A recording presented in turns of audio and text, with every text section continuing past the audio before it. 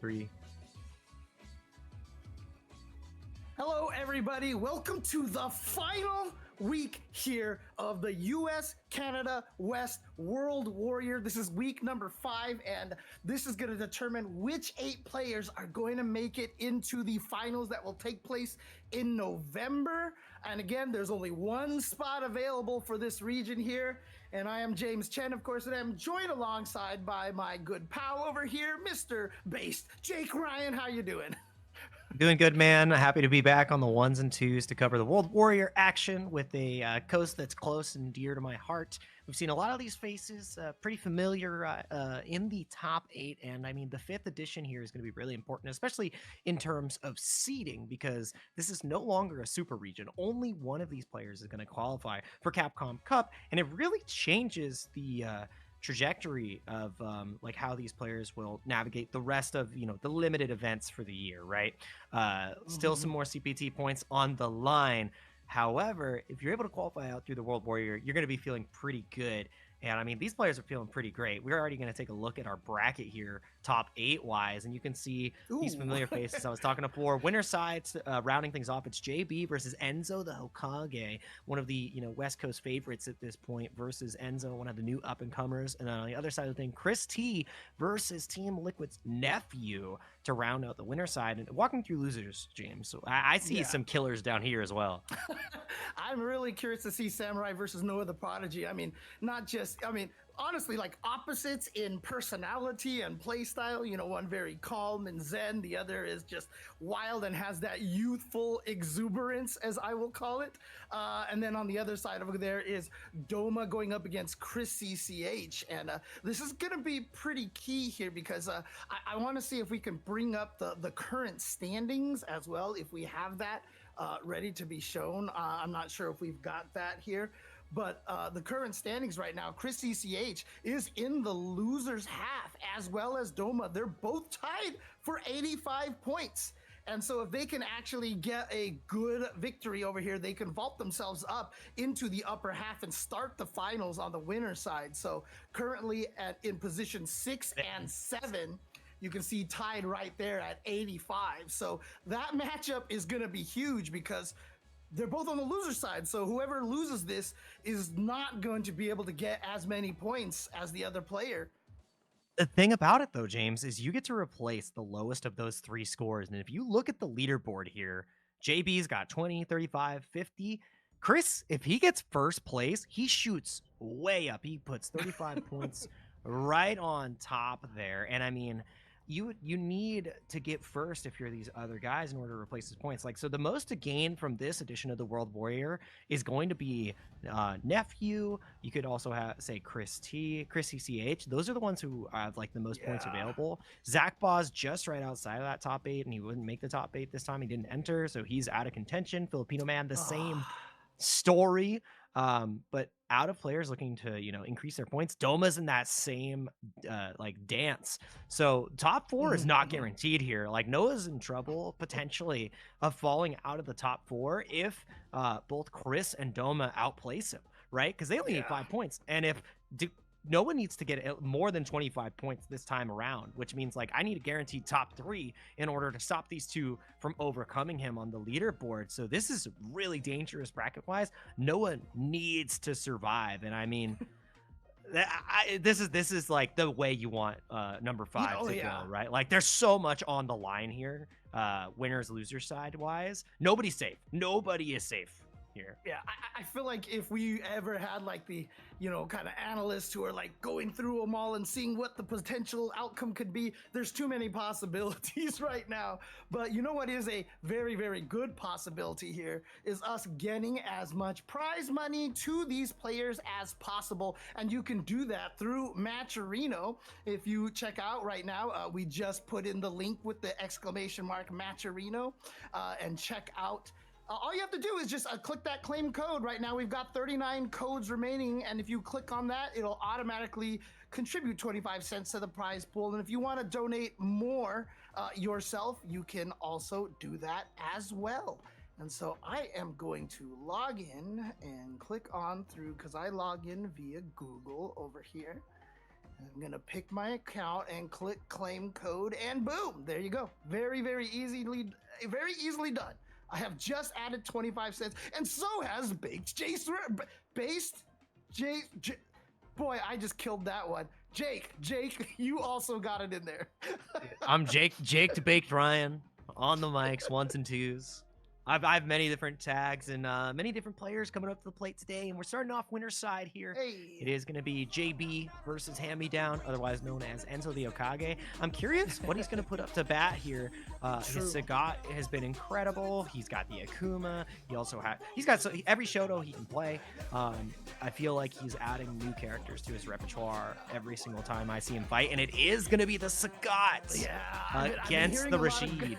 Been hearing a lot of good things about his Sagat. And by the way, shout out to Zach Rat, almost 6 bars, and Just a Kid as well, or Jack as it were, also contributing to that match, Reno, by activating that claim code. But here we go. It is going to be the Sagat going against JB, and JB has been sticking with the Rashid this entire time.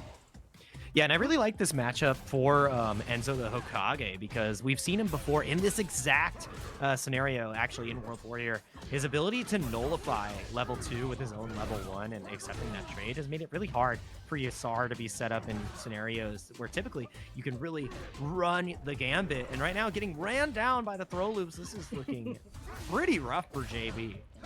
Yeah, I mean, again, Sagat, like, I'm gonna say it, like, Sagat, Elena, Viper, like, I love the way that, oh, was that killed? No, not quite. No. But I love the way the characters are designed. Like, I feel like within Street Fighter 6, they work really well. Now, obviously, Sagat doesn't play like Sagat, but he's very, very strong. And I do like this color choice that Noah went with as well, so. Yeah, clashing with the Rashid colors. It's like the opposite right now. Blue on the bottom, white on the top. We got reversed from both sides. Just need a little bit of red from Rashid. And that first round going over pretty convincingly. And committing, I think he had like a missed input there on Tiger Knee. You saw him rise with like jump medium kick, which then meant he didn't get the jump punish. And now dealing with Char, only taking one hit from it isn't the worst thing in the world. But this life lead is now something that Enzo is going to have to carve back, and he might not have a chance. Yeah, he tried pressing a button there when JB was coming at him, got counter hit, and he just tried to find that one hit, tried to get the whip punish and missed that as well. Oh, the step kick, but not a counter hit, so not going to be able to link off of that. As soon as JB can get this third drive gauge back, you know that he's going to be engaging. You know that he's going to charge right in. We go for a DRC as well, but that shimmy was diabolical. Oh my god, just micro-stepping right outside of that throw range, making it so scary. And I mean, you couldn't afford to take the throw as Enzo there, so he had to reach. He had to reach. Excellent neutral play. It's hard just to be able to walk right up to them to that range, you know, to scare them with that shimmy. But JB noticed that Enzo was scared to press buttons, so definitely got in there. Oh, the neutral jump was excellent. And yeah, and Enzo recovered in time. He got counter hit afterwards, and the first bust out ODDP works out in his favor. Just going to take the plus frames. The drive gauge is in a really rough position for JB here. Goes for the Tiger Nexus afterwards. Doesn't get a full punish just because of the spacing there on the jab. And that delay throw tech puts Enzo in such a great position drive gauge wise, but you're going to be holding this Yasar now. This is so rough, Brett. Oh, this is scary. Yeah. He held it all. Again, and it was a punish counter because he did with that throw. Had he just taken the throw, he would have survived. But obviously, he was trying to tech that throw. And so JB now twice winning with the shimmies. This is something that Enzo's got to be aware of. But again, if you're JB, you're like, okay, so that means I am just going to throw you because now you're scared of getting shimmy. I like that. Perfect parry enables that punish. And I mean, it's so hard because delay tech is such a strong tool. JB, he really earned those two shimmies throughout that round because he got Enzo to tech quite a lot, and there was a lot of delay techs there. He gained a lot of gauge. And these whip punishes have been gaining Enzo continuous ground here. No reversal yet from JB. Yep, just wait for the medium punch, but JB just patiently blocking it in the back throw. This is going to be important. Get Enzo into that corner position here. If JB needs to make a comeback, this is going to be a good way to start. Oh, that drop has to feel terrible, but the whip punish afterwards feels great. JB evades the corner attacks. Right back in. These back throws have been key from JB, and like you said, He hasn't been throw taking as much here just because of the threat of the shimmy. Yasar's about to run out though. Just gonna kick it back to drive gauge. Drive reversal not gonna come out knowing that he's not at risk of burnout just yet. Ooh, found his way out. Now Justin needs to do a little bit of damage here. I did like Enzo walking forward to block that tornado just to kind of get rid of it a little bit earlier. But this time he neutral jumps and then just uses the step low and catches JB standing. Yeah, such great range. It makes it really hard to walk out from that range from Sagat. He also has the ability to keep you in proximity block. So, I mean, not a lot of characters have that same utility. You have it with Solar Plexus from Ryu, you have it from Sagat now, so it can really, you know, lock down the feet and, you know, make you feel pretty reminiscent of Street Fighter V. You're used to doing that all the time. You're like, damn, I'm doing this again? Oh, what a confirm. Okay. No, he dropped it! No. It was a little bit too far. Yeah, I think it was maybe just a little too slow. Might have been just a little too late on the confirm. But yeah, JB manages to avoid that super, you know, because of the drop, and now has a little bit of this pressure, has the corner position now. Potentially. Just chipping away at the drive gauge with that massive stand fears. It's so hard to contend. And the backdash is huge here. You actually can just kill off of the OD Tiger next. No, the miss on the TP. Oh, that could cost him this entire round. He should be tied 1-1 at this point. Watch out for that shit. Yeah, see, he just Yasar's went for the on. throw this time. And he had to tech it there. Goes for one OD Tiger. Tries to lock him down. Up Tiger to get a little bit more pressure. Goes for the back throw. He's not dead. He's not dead. We haven't seen a reversal from JB yet either. He's got a little bit of drive gauge. He can try to escape this if there's any gap. He's burnt now. He's got level 1. He might just go for the chip. No way! That was supposed to be a super. As soon as he got him to block that, the OD Tiger, if he had gone for the super, he just would have been stuck in block stud and he would have been burned out. But I don't know if he did it too early so that it just, you know, came out too fast, or if he actually tried, because that was an OD uppercut, right? That was a regular uppercut, but he got regular uppercut. But that was yeah, I don't know, a comedy of errors. Hopefully he can recover in time. There's the reversal of stuff out there. Enzo, a few input errors away from potentially being in a 1-1 position. He might fall to an 0-2 position now. Yasar's been sent. He wants to force out this drive reversal, but Enzo's not giving him the time of day. Yep. Now backing up a little bit here, still with a decent life lead, and still with those 3 bars. Yep. All Enzo needs is one whiff punish. Oh, yeah. Really? And it may, yeah, oh, there it is. Just And he finds it this time, yeah. And you saw right there, he went for the medium DP that time, because last time the light one he missed, and he ended up dying for that one. Yeah, I like the adjustment. Oh, no, I mean, you know, just that one super that he missed, I keep trying to speculate, was the fireball still technically there, so when he activated it, you know, he couldn't throw the super, or, no, but I don't think that matters, but also, might have just pressed the button too early. Anyways, I always think about this, and, you know, I get stuck on it, sorry. So. nice little replay takeover moment for the end of the evening. Yeah, exactly. Oh, man. Exactly.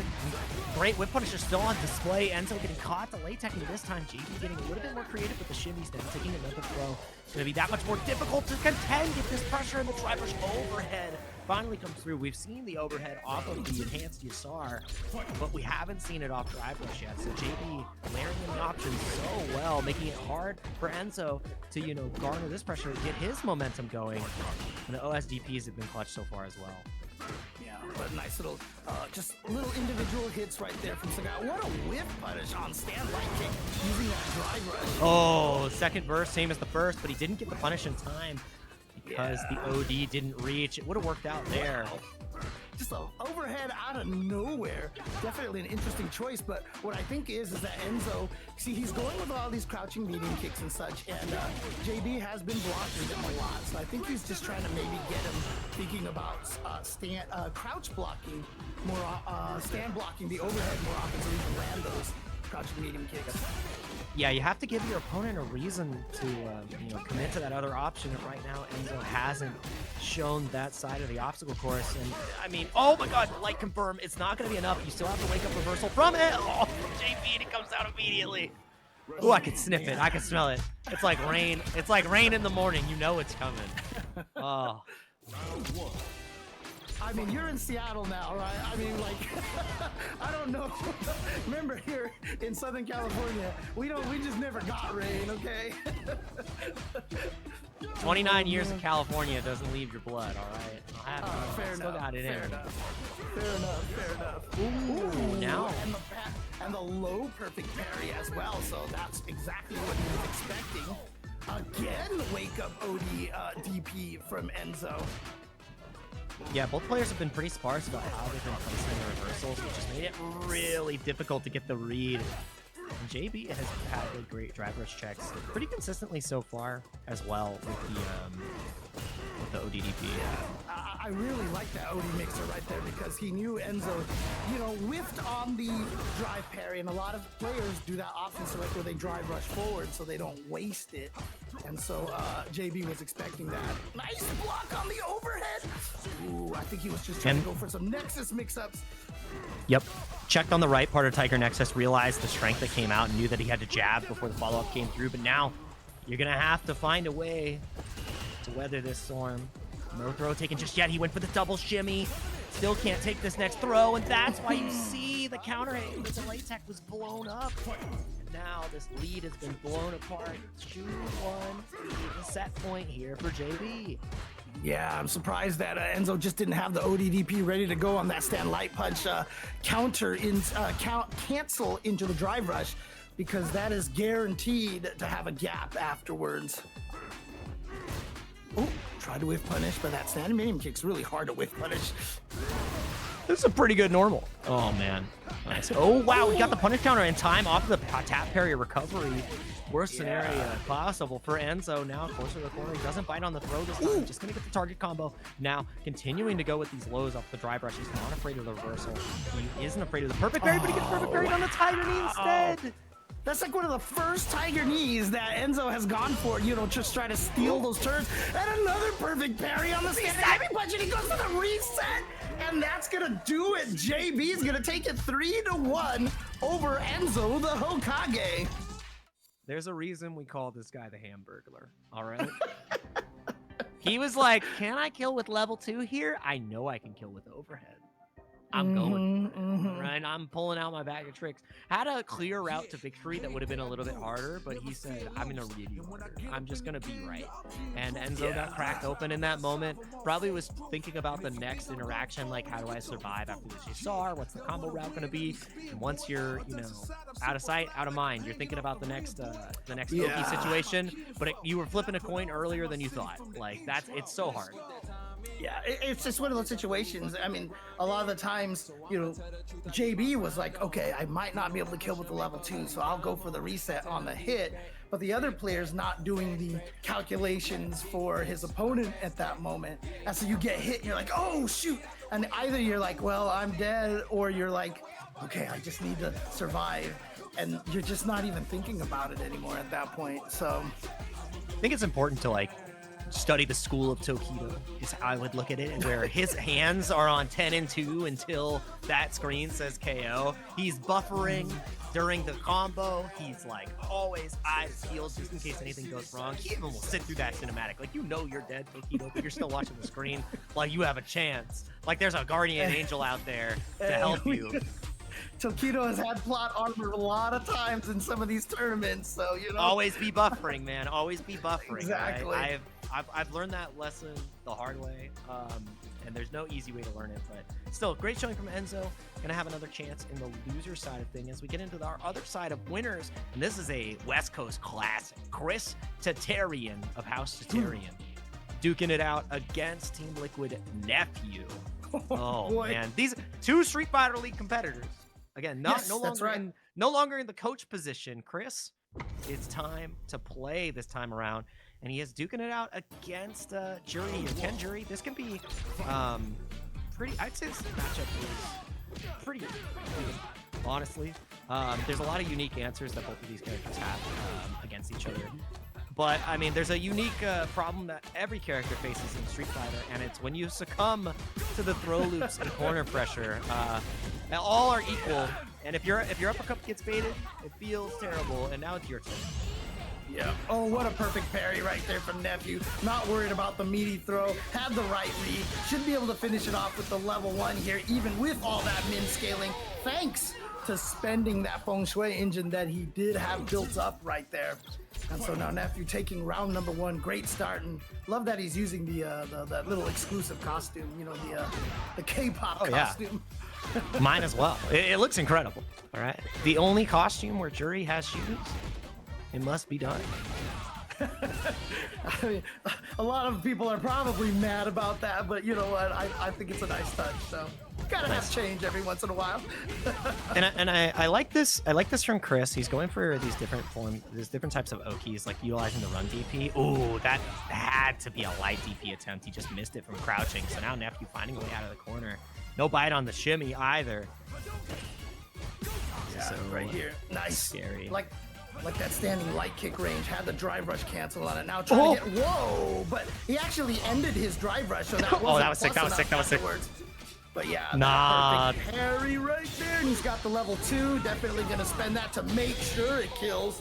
And there you go. Level 1 would have been, I think level 1 would have been just short as well. Typically when you see that level 2 come out, if the first sequence doesn't kill, level 1 probably would have been in the same boat. Like that's how I measure it. And it's pretty similar. So great read from Chris, especially with the perfect parry scaling. Better safe than sorry. That round is the most important resource you can. Oh yeah. On the board anyways. Yeah, you can see right there. Nephew's got 2 of the feng shui engines built over here, the feng shui stocks. So yeah, goes for that meaty setup right there. But Chris just finding the right time to counter poke, and getting the hit, trying to whip punish, but just missed it. Yeah, no bite on the run stop, but he finds the stand heavy punch afterwards. Crouching only extension, utilizing the medium dragon lash into another Shippuden Jinrai. Yeah, and actually he actually built the level 3. He did that whole entire sequence right there, and it just gave him the level 3 at the end. I mean, the level 2 is going to kill anyway, but if he had needed the level 3, that was an excellent routing right there by Chris T to build up that much super meter. Not only great for damage, but great for that meter management. And, a great equalizer. That's a esports award-winning button. Medium kick. I'm just saying, 6'6" 6XL is a little better. I'm not gonna lie, but you know, yeah, fair. Oh no! Oh, this is gonna hurt, and we're gonna get a side switch probably. Oh no, he actually is gonna. He likes the Oki better off of the light box DP. It just gives you a little bit more advantage. I mean, the corner is incredible, but maybe. Oh man, there are no maybes. There's only one guarantee in life, and that is growth. I mean, good reads by Chris right there. That Nephew was gonna try to get a perfect parry a couple of times in a row right there. So, oh, and speaking of perfect parry, I think that's something that he knows. Like, Nephew really likes to try to perfect parry things. So, you know, it's one of those situations that you have to be wary of from Nephew. Yeah, oh man, great counter hit, and he gets the confirm afterwards, and that's gonna be Nephew sealing out this round for cheap. No meters spent, great damage awareness on both sides from these players. Perfect is exactly how you want to clap back here. Both of these players have kept their feet pretty glued to the floor the entire time as well. So, I mean, it's very... Oh, yeah, that was one of the counters I wanted to talk about. If you can react in time, Heavy Tatsu will guarantee you get a punish on the Fuha Fireball release. And now, you're so close to burnout. I expect Nephew to try to bust out with a potential super of his own. Let's see what he does. No, he just goes for the heavy kick, but still not the burnout yet. Nephew backs up a little bit. The whip punish, beautifully done. He's not going to be able to burn him out because he doesn't have any super. So instead, he goes for the safe jump setup. And Nephew is taking those hits because he doesn't want to burn out. He knows if he burns out, it's practically a KO situation anyway. And so he just ended up taking all those hits at the end. Chris T up 2-0 over Nephew. Yeah, Chris kept that so clean. He knew that if he engaged in that Oki situation, he was going to be subject to a potential wake-up super, and he instead decided to just do a delay stand heavy kick, make burnout that much closer, and get that much closer to a 3-0 victory over Nephew here. These crouching strongs are just dominant. Oh my god, medium into the Oditatsu for the full confirm. Gonna try to frame trap with the light Jinrai, and it doesn't work out. Now you're in the corner. Yep. And this is a dangerous spot here, trying to bait something out with drive rush stand light kick. But Chris did not take the bait, but he is still getting tossed here, going for a delayed throw. Oh, wow, he just did it. Alive. Yo. Nephew with a perfect parry on the fireball again. All it takes is one stand light kick, one run overhead. And there's that crouching medium kick. Good. If he burns him out, he can chip him. He's gonna burn. Oh no! He was too negative. He was -4. -4 on the light Dragon Lash, and because the Dragon Lash is what burnt him out, he did get the extra benefit from the frames. That is so tragic. Just short, and that gives Nephew another chance. I'm wondering what he was going for right there. Maybe he was just trying to, you know, hop over a crouching medium kick and actually just get the kill with that. But unfortunately, it didn't work out that way. And look at this, Nephew is just doing all the damage here, and that is probably going to do it with a perfect to keep Nephew on the board. Yeah, I'm curious. I mean, it would have been the great answer to get over that crouch medium kick, maybe potentially a fireball send from Nephew. Like, or maybe he was just going to try to jail into Jinrai, because Jinrai then guarantees that you get the kill, and it just didn't come out, right? Like, because there was already a walk forward motion. So a couple of things that could have happened, but you're gonna have to go to that next game. You're gonna have to beat that out of sight, out of mind. Also, just want to take a little opportunity to shout outs Mr. Knuckle and Uriel Valorio in the chat right now. Hope you guys are enjoying this, and I know Chris T is enjoying this because he just read everything that round, got all the punishes, and now once again back to match point. I want to say how sick that trade combo was too. The punish counter off of the fireball at that spacing. Even though you take the hit as Chris, like, you stopped all that pressure, got rid of the stock, and reestablished the corner. That's what made that next sequence that much more potent. Nice. The first OD reversal works out. Chris has been holding on to that for 4 games. He finally lets it rip. Didn't commit after that stand medium punch. He didn't go for the target combo. And you see Nephew right there just coming in and out over there, maybe trying to bait a shimmy, but that's what allowed him to get that raw punish. Yep. We don't spend the super here. You utilize the OD Tatsu to reestablish the OD into the immediate overhead. It's close. It's close, James. Say it. Say the line part. Is it gonna kill? Is it gonna kill? It does! Oh, it killed! Oh, man. That You earned that one. That was on the wire. That one was wicked close. Look, I've already, look, I usually know I ask for effect, but like that one, I honestly thought he was gonna live, and I was completely wrong on that one. I really didn't think that was gonna kill, but there you go. Chris T sneaking in, run overhead out of nowhere, which is something that we usually see from Nephew. You see Nephew always likes to do drive rush into your face and then overhead, and he steals so many rounds that way. Chris T giving him a little taste of his own medicine. And like we said with the leaderboard before, that win is so huge. That's a guaranteed top 3 here for Chris T, and he needs to make sure that all of the opposition is outside of that, like, you know, those guaranteed spots where you can get that point gain. So really great leverage that Chris T is going to have for the rest of the evening. That's got to be a burden off his shoulders, but you still are going to have to survive in this next set for winners finals. But we're going to be heading down to the loser side of things here real quick. If you're just joining us on the bracket, we already went through 2 of our winners side matches, and we're heading over to losers. If you can take a quick look at who we have coming up here. Thanks everybody in chat for joining as well. Technology Baby for Uriel, Knuckle Do My Dang. Absolutely love that you're enjoying the character. Your chair is a big fan. Now you're using 2 big fans to duke it out against your opponents. Man, it's been great. Street Fighter 16, seeing all the players, familiar faces, and old faces continue to succeed here with whichever characters they've been utilizing. Uriel broke my heart. He picked up Terry. I know he's still a Ken main, like somewhere deep inside. I should probably play him too, but like, you know, it's hard to get to that point. Yeah, if you can't play, you know, if you don't think Ken is cutting it here, go pick SNK Ken, right? So yeah, exactly. We've got a better blonde, and he's got a cool hat, and he's got Dragon Lash, but it's better, and he's got all these tools, and they're better. His fireball, it crawls on the ground. Like, there's so much cool stuff about this guy. Well, I do want to mention that there are 31 codes left here at the Matcherino. So if you guys can jump down to Matcherino over there, use up some of these codes if you haven't been able to do so yet.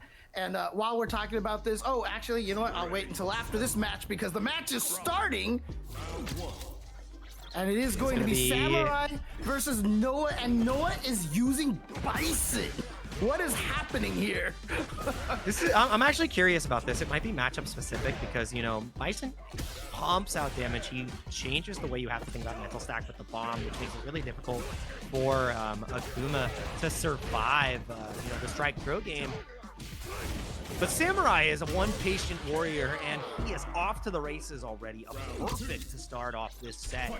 Usually we see Noah rotate between his Bison, between his Cammy. And I do expect the Luke to come out here if we do see a deficit. And, oh, he actually got really lucky with the scissors. Yeah, now he has the corner position over here. Yeah, just after the head stop, just kind of backed out a little bit. Wants to keep at this range. Nicely done right there to be able to get the knockdown into the Psycho Mind plant, but a great perfect parry from Samurai. He tried to go for a little reset into a back throw because he wanted that corner. Oh. Nice bait! And that was great. Yeah, utilizing the stomp off the Devil's Reverse. It's so hard because you're tempted to go for that anti, or you have the Twitch reaction built in. And you see Samurai even went for the light, right? Was being pretty conservative about it. And I mean, getting yourself into the modem of going for the air-to-air is so important. And getting the read early is even more important, just eviscerating the life bar of Noah. He's got a lot of drive gauge to work with, though, at least. Safe jump makes it even more threatening. A double P? 14 reasons.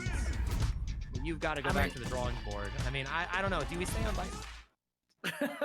And again, this is, I mean, well, here we go. You see the Luke right there. But I mean, again, you know, we were talking about this with Chris T versus Nephew, kind of giving you a taste of your own medicine right there. That time, Samurai with the neutral jumps. Usually, Noah's the one with the crazy neutral jump reads in the corner and such. But this time, it was Samurai who used that against Noah, making Noah go back to the Luke. Again, this is such an important match for Noah to win. If he falls out in 7th place here, he's gonna likely end up being in that bottom 4 of the Warrior, and will need to have a perfect showing at the regional finals in order to qualify for Capcom Cup, or get a huge win at an offline CPT with, you know, limited events left to get into Capcom Cup once again. Yeah, there's only the one left in Chengdu right now in China. And if we look at this, Samurai's only 5 points behind Noah the Prodigy.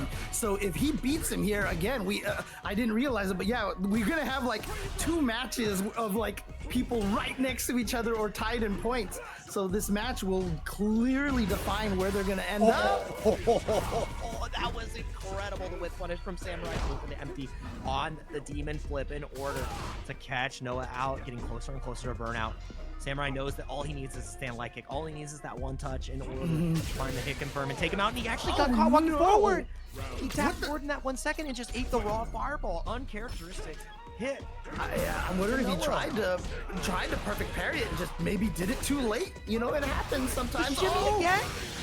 Wow, and yeah, he's gonna go right into the level 2 like he did before. Probably not gonna spend the level 1 on the follow-up hit, just gonna go for the safe jump setup like he did last time. He went for the exact same setup, but Noah blocked it this time. And I don't mind that, you know, I don't mind Samurai testing him again, just trying to see if, you know, did he learn his lesson? So now you can start applying the mix-ups. But nice punish counter with the crouching light punch into the crouching medium kick Tatsu. Yeah, and now Samurai burnt out. It's going to be Noah going for the CA here to build up as much of that drive gauge back as he possibly can. He's not out of the woods just yet because he is still burnt. And Samurai survived just a little bit longer here. Now out of burnout, are we buffering is the question. He tried to bait out a super delay tech, gets him right out of burnout, and that is going to be a huge fireball confirmed. Hey, look, Samurai. I just saw people on Twitter saying like, well, it's a good thing we got that buff when we got the extra drive gauge for teching. You know, I never see it actually do anything. Literally right there, it won Samurai the round. It won Samurai the round right there because he teched it and immediately came out of burnout. Yeah, I mean, Oh, see it. man. I have the opposite sentiment. I think it's such an important part of the game now. Like, it really changes the layered on offense, where you'll see people deliberately try to delay their meaty tech if they want to build a little bit of drive gauge back, and it creates this other mind game on offense, which is so hard to contend with. And Samurai's offense has been almost impossible to contend with. Noah in a rough spot, bust out with the OSTP reversal. Yeah. Oh my goodness, he's about to be burnt out. He's not gonna kill here though. I don't know. The level 2, at least it's gonna burn him out for sure. Yeah, but now you died. 9,000 health? Level Okay, 2. yeah. Okay, I smell a jump. No, we did. Ooh, wow, he could have killed him. He could have killed him for sure. Fireball survived. He can just level. We got the TP. He knew he was gonna try to go burn up Fireball and chip out. And Samurai kept his feet glued to the floor. Set point here in a dire moment for Noah, and he's checked again with the standby kick. Yeah, I felt like Noah actually missed a lot of opportunities at the end right there. He could have taken that round, but now Samurai, like you said, at match point, and is this gonna basically be 6 rounds straight? I don't think Noah's actually gotten a round yet, has he? Yeah, no, nothing has been put on the table yet. And the perfect parry punish. I mean, with this scaling, there's no way. That's why he ends it early with the Tatsu. Just gonna go with the jab pressure afterwards. Needs one whip punish in order to close this out. Perfect parry not there on the sandblast. Burns himself out. And the delay on the ground jab does it. Samurai is going to 3-0 sweep Noah the Prodigy, which means he is bound for the potential loser side of the regional finals here.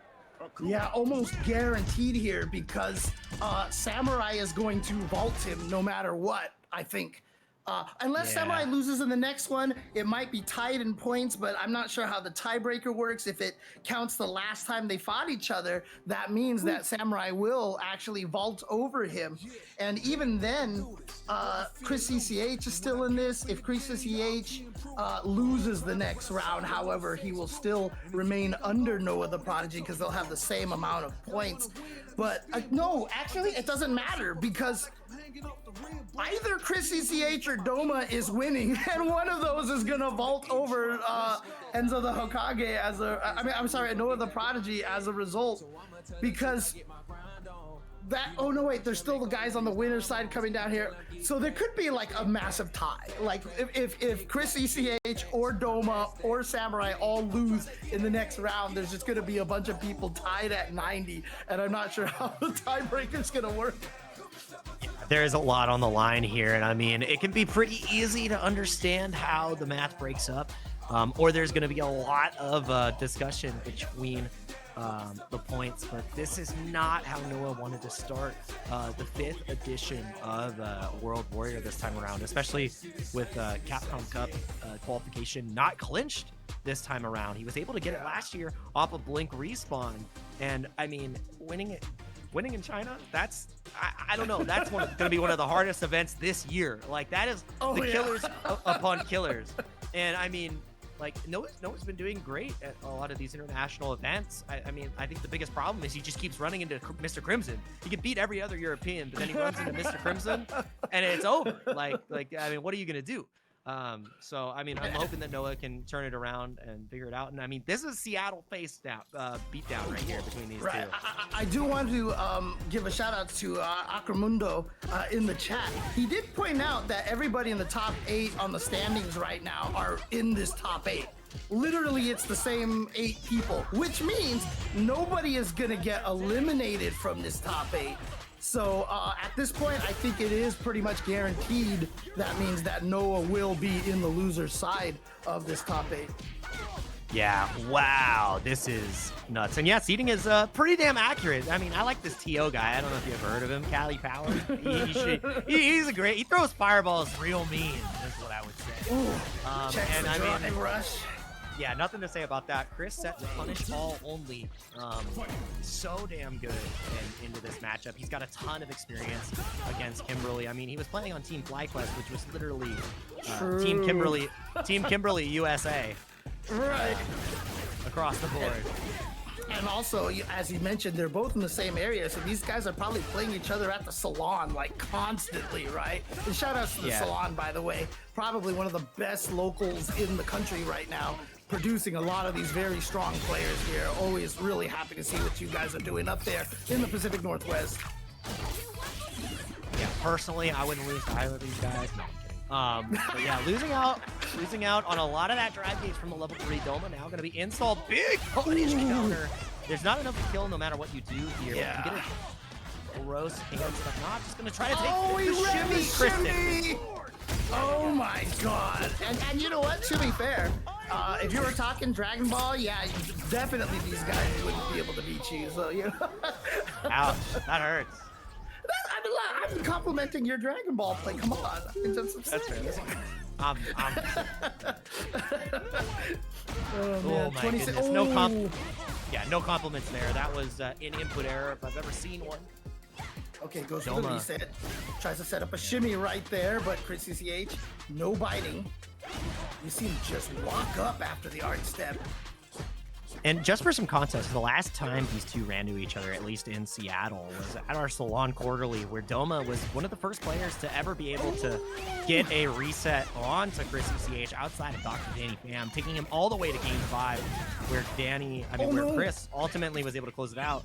But yeah, held down by the one can, even though you're able to OD EP out, you're still in trouble, but he doesn't even waste a moment. Chris with that punish counter throw, that means yeah, one mix-up away from being able to take this, and now he's got a level 2 as well that he might even be able to toss up with a standing light kick from Doma. Finds its mark, so he's going to be able to take that round. Dude, he is so good at controlling space. Doma playing these games so dang well. He's really engaging, and I mean, engaging right outside of that stand medium kick range. Chris finds punish Doma, not afraid to let the level 1 reversals rip. I feel like as Kimberly, you have to be willing to show that level 1 reversal, even though it's a little bit slower, to instill your will on your opponent. Yeah, he tried to take his turn afterwards, but wasn't expecting Chris to go into the cycle, I always forget, Cycle Flash, I think it is called. I always forget the name of that one. But yeah, he went for that and actually got the frame trap. Oh, got caught on the drive rush, and that's going to be one apiece. Yeah. Pieced up by the music right here. Great checks from Doma. Chris CCH got, he was a little bit too slow to the trigger, and I mean, that's what makes it really difficult to survive here against Doma. His Twitch reactions are world class. Well, you gotta have that. If you are a Kimberly player over here, tries to go with an OD teleport to start the round. Unfortunately, gets traded out of the air, and that is a guaranteed knockdown, and that's a forced knockdown situation. So that's why you see Doma trapped in the corner over here. And the thing about this too is I'm pretty sure Chris just came back from a trip from Japan. I don't know if it was for full leisure, but he's probably, I mean, that's the land of Ed, all right? You got some of the best Eds in the world in Japan. He was probably hanging out with Momochi. He's like, I need to my king. Oh my goodness. And wow, you checked in that situation there. I like it. I mean, it's worth the risk right there too, because if you get that shot, you win the round. And I mean, if you get hit, like Kimberly's not gonna kill you. Yeah, and also honestly, after her back throw, if Kimberly drive rushes like that, it's really hard for her to like. I mean, she's not gonna get easy meaties in that situation.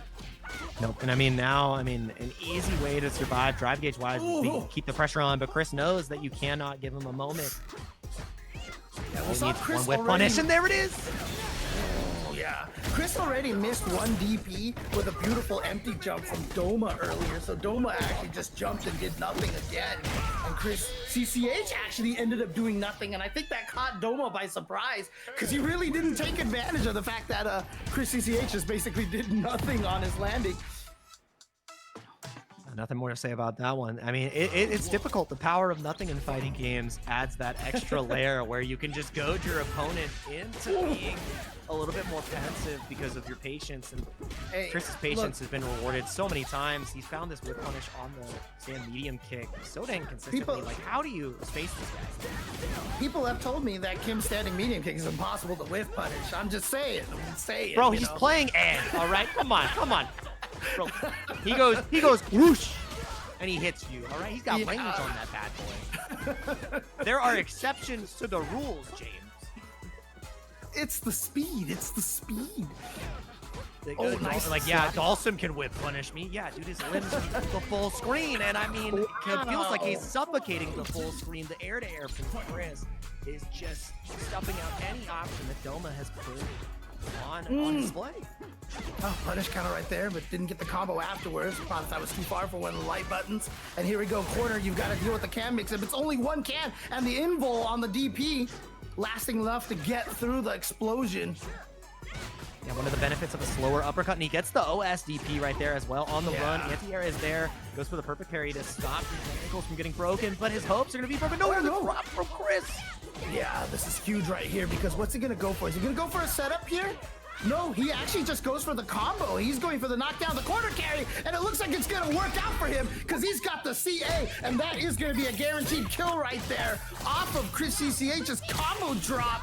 But you know what? Doma's like, no problem, I'll take that. Your mistake, my reward, man. Undeterred, unafraid. I mean, if Chris was to wake up with a super, that was lights out. Doma knew that he had to remain on the offensive to close that out with the opportunity that was afforded to him. Yep. Oh, no whiff punish there this time. Yeah. All right, gets the forward throw. Actually, okay, fakes the drive rush. Chills back there. Could have went for the throw. That would have been a punish counter on that. Nice parry to prevent the full pulling in from the Psycho Flicker charge.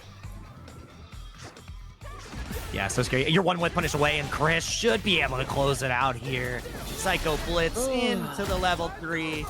And it was a foregone conclusion. What seemed so close for Domo was just as far away as we thought. Chris CCH is going to be moving on in the loser's side of bracket. Doma is likely going to fall into the bottom side of the top of the leaderboard. Yeah, I mean, to be fair, like, you know, I've often spoken about how Kimberly doesn't have a lot of, like, very long-ranged moves, right? Like, she has standing medium kick is the same range as a lot of crouching medium kicks. It's like the longest range button that she has. She can make up for that with her walk speed. You know, she usually can dance in, inside, out of the ranges. But like you were saying earlier, Ed is a whole different story, right? Ed is just like standing medium kick, standing medium kick. What are you gonna do? Standing medium kick. And that makes it that much more difficult for Kimberly to get in. I mean, I know whenever I play like a very footsie focused Ed, it is a very difficult battle to win. And I mean, he's one of the best footsies playing Eds in the world, right? Like Capcom Cup qualifying for Street Fighter 5, Street Fighter 6, like Street Fighter League US champ. So many accolades on Chris's sides, and I mean, there's going to be a lot more Street Fighter to see. I've got my Zennies on. I know James has his as well, but we need y'all to take a moment, refill your waters, and only take a one break here before we get into the rest of the bracket action. So please stay tuned for more World Warrior US West, Canada West right after this.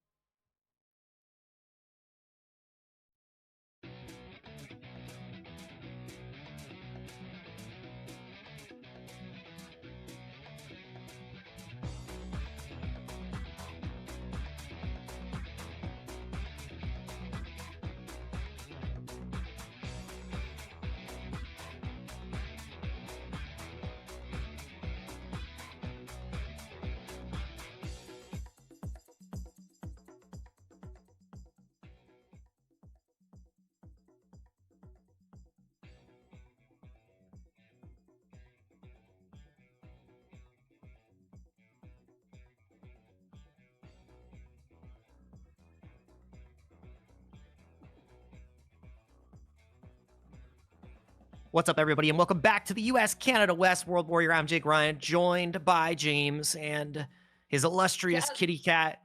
It's funny, Jasmine. I have one of my. I gotta find my black cat. So he has Jasmine, and I also have a black cat named Kiki. She will probably jump up on this desk at one point.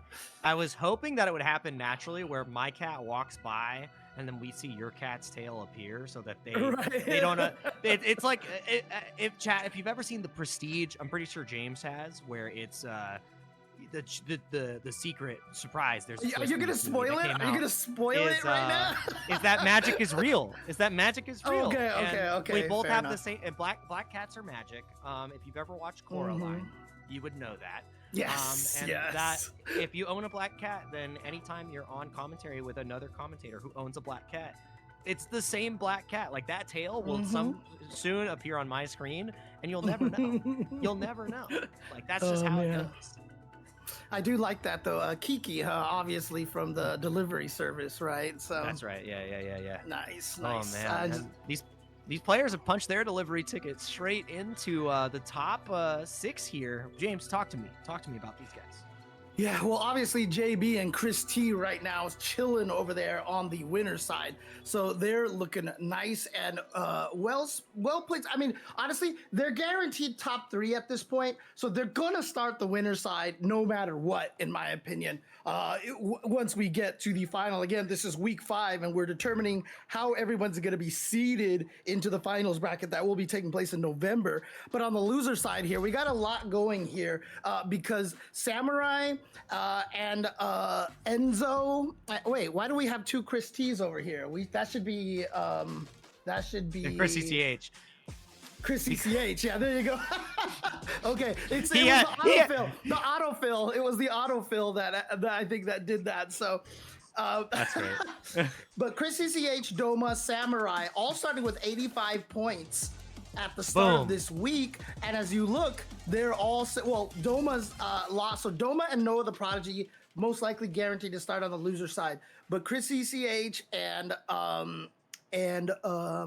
who was the other one? Samurai have the chance maybe to try to jump into the winner side, especially if Chris ECH can beat Enzo the Hokage, who is at 95, which is only 10 more points than Samurai and Chris CCH. So this is a very important match for Chris CCH and for Samurai. But Nephew and Samurai obviously going to be an important match as well. Yeah, a lot on the line, and something even more important for you all to do. So make sure that these players' pockets are aligned. We still have 33 Matcherino codes to work through. So all you have to do, hit that claim code button, log into whatever user base you would utilize. It could be Google, could be Twitter, it could be anything under the sun that is an available option there on the claim code option, and you can help support the Matcherino as well and get that number up so that these players are rewarded for their incredible level of play. Yeah, I do think that Vi's view over here is not refreshed because we have 17. Yeah, we have 17 codes remaining. We're at 825. Shoutouts to El Chicote. Shoutouts to Ringe. Shoutouts to Aspire FGC, Arcade Ghost, Tony Crust, Leaning Rod, Dr. Panda PhD. It's Mariclio. I'm butchering that. Paymay 22 and E-Waller who just showed up. So thank you all for clicking on that claim code. We've got 16 codes remaining. Let's get through all of those before we get to even to like loser semis, right? Let's get through these in these next losers bracket rounds, shall we? Oh yeah, absolutely, dude. Also, shout outs to Ringe. He literally just finished TNS, and he's like, "I need more. I need more Street Fighter. I'm watching my region. I'm back in. I'm just like, he's like, I never left. Been there the whole time. How'd I get here? Work ethic." Yeah, he's got his he wants to see who his favorites from the locals are doing here and who's gonna take it. But it is Samurai and Nephew going up against each other. These two players have been fighting each other for quite some time even during Street Fighter V. I remember at one point in time, it was considered that Samurai and Nephew and JB were like the strongest players in the West Coast for Street Fighter V. I feel like Nephew has had more success in Street Fighter 6 than Samurai, but Samurai is always a threat. Yeah, dude, Samurai has been a constant in the Street Fighter echelon for the West Coast for a reason. Shouts to NorCal. Pretty certain. Yeah. Unless I'm mistaken. Yeah, I'm pretty sure NorCal. I don't want to get my lore wrong. Oh, and I don't want to get anything wrong when I'm teching throws. That is a huge reach from Nephew. And I mean, it's scary because, oh, he went for the great run. I don't see that often from Samurai. I think it was because Samurai is so like he'll commonly control that triangle of space, right? Where he knows like if you jump here, I'm gonna hit here. You can't really walk forward if I time my fireball correctly, and I'm looking for that first step of walk forward to correct use crouch medium kick. That's why the command grab went out, and Nephew just reacted to that. He wasn't anticipating. He just was waiting to see Samurai. Here we go, and Samurai gets the level 2. He's gonna build up to the level 1. He could kill with it right now if he wanted to, but he's gonna hold on to it because he knows he has a ginormous life lead, and it would be a waste to spend that meter right there. Gets the kill off of the throw, and the perfect as well. 1 round apiece here in game number 1. I think the thing about this though is Samurai, it was a little bit more costly for him to get that, right? So it's 3 bars to none, which means Nephew can turn the tide of this this round pretty readily. And I mean, he's going to attack the drive gauge immediately with the punctuation, keep the level 1, and you're burnt. Yeah, that was nicely done. He did manage to get out of the corner by jumping forward, but Nephew had the anti-air ready, and here we go. Feng Shui engine, but the wake-up level 1 is going to find its mark, and then he just teleports out of there. He's like, yoink. And checks the forward dash now, and that means that Samurai's gonna make it out of that burnout, and he just got it so he could drive rush cancel that crouching medium kick, checking Nephew's forward movement. Yeah, now Nephew is the one who's trying to survive, and the drive gauge side of things almost even here in the life situation, but about to be in burnout. Both sides, goes for a demon flip reset. He knows that Nephew's gonna be buffering here, so he can't force the DI, but he burns himself out. Oh man, gray on gray. Yeah, it's very interesting decision right there. Oh, he can chip. Gets the DP, he can chip. That's what he's going for. That's why he went for the meat. No, it's not enough. It's not enough. But he couldn't punish. He just goes for it. He just went for it. He was hoping that Samurai was gonna try to take his turn after that block, so he just went for the super as basically a Hail Mary DP. But Samurai, patient and zen enough to block. He takes game number 1. Accepting that a double down was probably in his future. Really great stuff, and I love that punish as well. Great spacing from Samurai, understanding exactly what he needs to put on the screen there to get that. Nice. Oh man, look at his drive gauge already. Jesus. Footsies are great over here, but you know, you can see Nephew right now, thanks to that perfect parry, still staving off the burnout. There's still a risk of it. Obviously, he's there. Finally, gets into the 3-bar threshold. Yeah, and still attacking. I mean, right when you get back, Samurai unrelenting on this pressure, and that's why you see the level 1 come out here. Keep that drive gauge a little bit healthier. Bust out without using the ODDP. Didn't want to take any more of that, and finally, we got bar to play with, and the perfect parry enables that crouching strong punish overhead. Afterwards, immediately, you might just die here. He's gonna build the bar. Remember what I said earlier? No, he actually got greedy. He got greedy. Doesn't matter what. Because he had the excellent calculation earlier. That time he was a little bit off. He still gets the win, but remember when I said that, you know, one of the ways that Nephew likes to win a lot of these rounds is that really close range, late overhead, and he just did it right there to catch Samurai. Absolutely, just going to be taking the DP here, but the perfect parry does come out again from Nephew. He's been so good at interlacing that into his defensive options. Again, Nephew, it likes the perfect parry. He uses that weapon, defensive tool, and even on the offense as well. So it's one of those things that you really have to be cognizant of when you're fighting against Nephew. You have to be wary of autopiloting your offense against him. Oh man, continuing to whiff on the crouching strong, and now just boxing Samurai in, because any strike will end up leading to the kill here. Nephew combine that hit confirm, punish counter. Oh my god, actually we jumped ahead to level 2 in the reversal. Right, burned out, however, so this is danger. But Nephew, oh no, he didn't burn himself out. He was just shy of it. He can go for the chip kill here, but he has to go for it now, and he does right before the burnout goes through. He was just short of getting that gauge back. Great awareness from Nephew. He found it. Hook, line, and sinker. There you go. So now Nephew taking that game here. Samurai with a nice little counter poke on that crouch medium punch, drive rush cancel. And he goes for a raw drive rush in there right now, so he's gonna be out of drive rush for a little bit, but ooh. Yeah, and there's a couple of times where Samurai has pressed heavy punch after blocking the Fuha charge. Obviously, Nephew could interrupt it, but being minus, he's scared to press the button, so I feel like Samurai's just kind of taking advantage of that. I'll have to check the frame data to see if that is something that Jury can counter or not. Oh, wow, and a great counter. The double crouch medium kick is going to be that stand light kick from Samurai with punish on display. Shoto excellence. show the excellence with your Shoto excellence. Pretty much. All right. Hang on a second, I'm just trying to look up some Akuma frame data over here. Oh my goodness. Oh, okay. In the corner though. Okay, the startup of that standing heavy punch is 9 frames. So if I'm not mistaken, the Fuha charge, the light one, is -4. Let's take a look.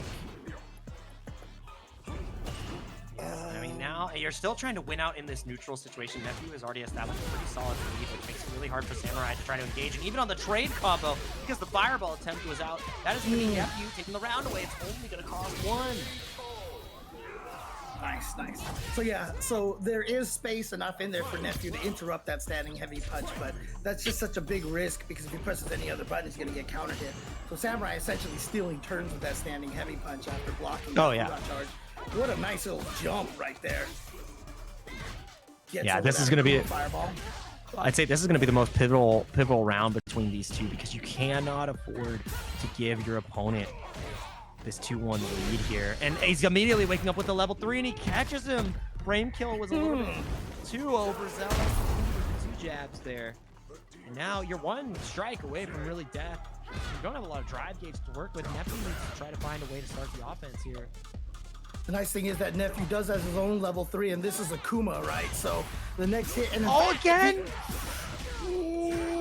That's actually gonna kill right there, because I was about to say, if Nephew just like takes 1 tiny hit, he would be in critical art range, and then that would be even scarier for Samurai, but that 1 tiny hit turned into a kill combo thanks to that drive rush cancel.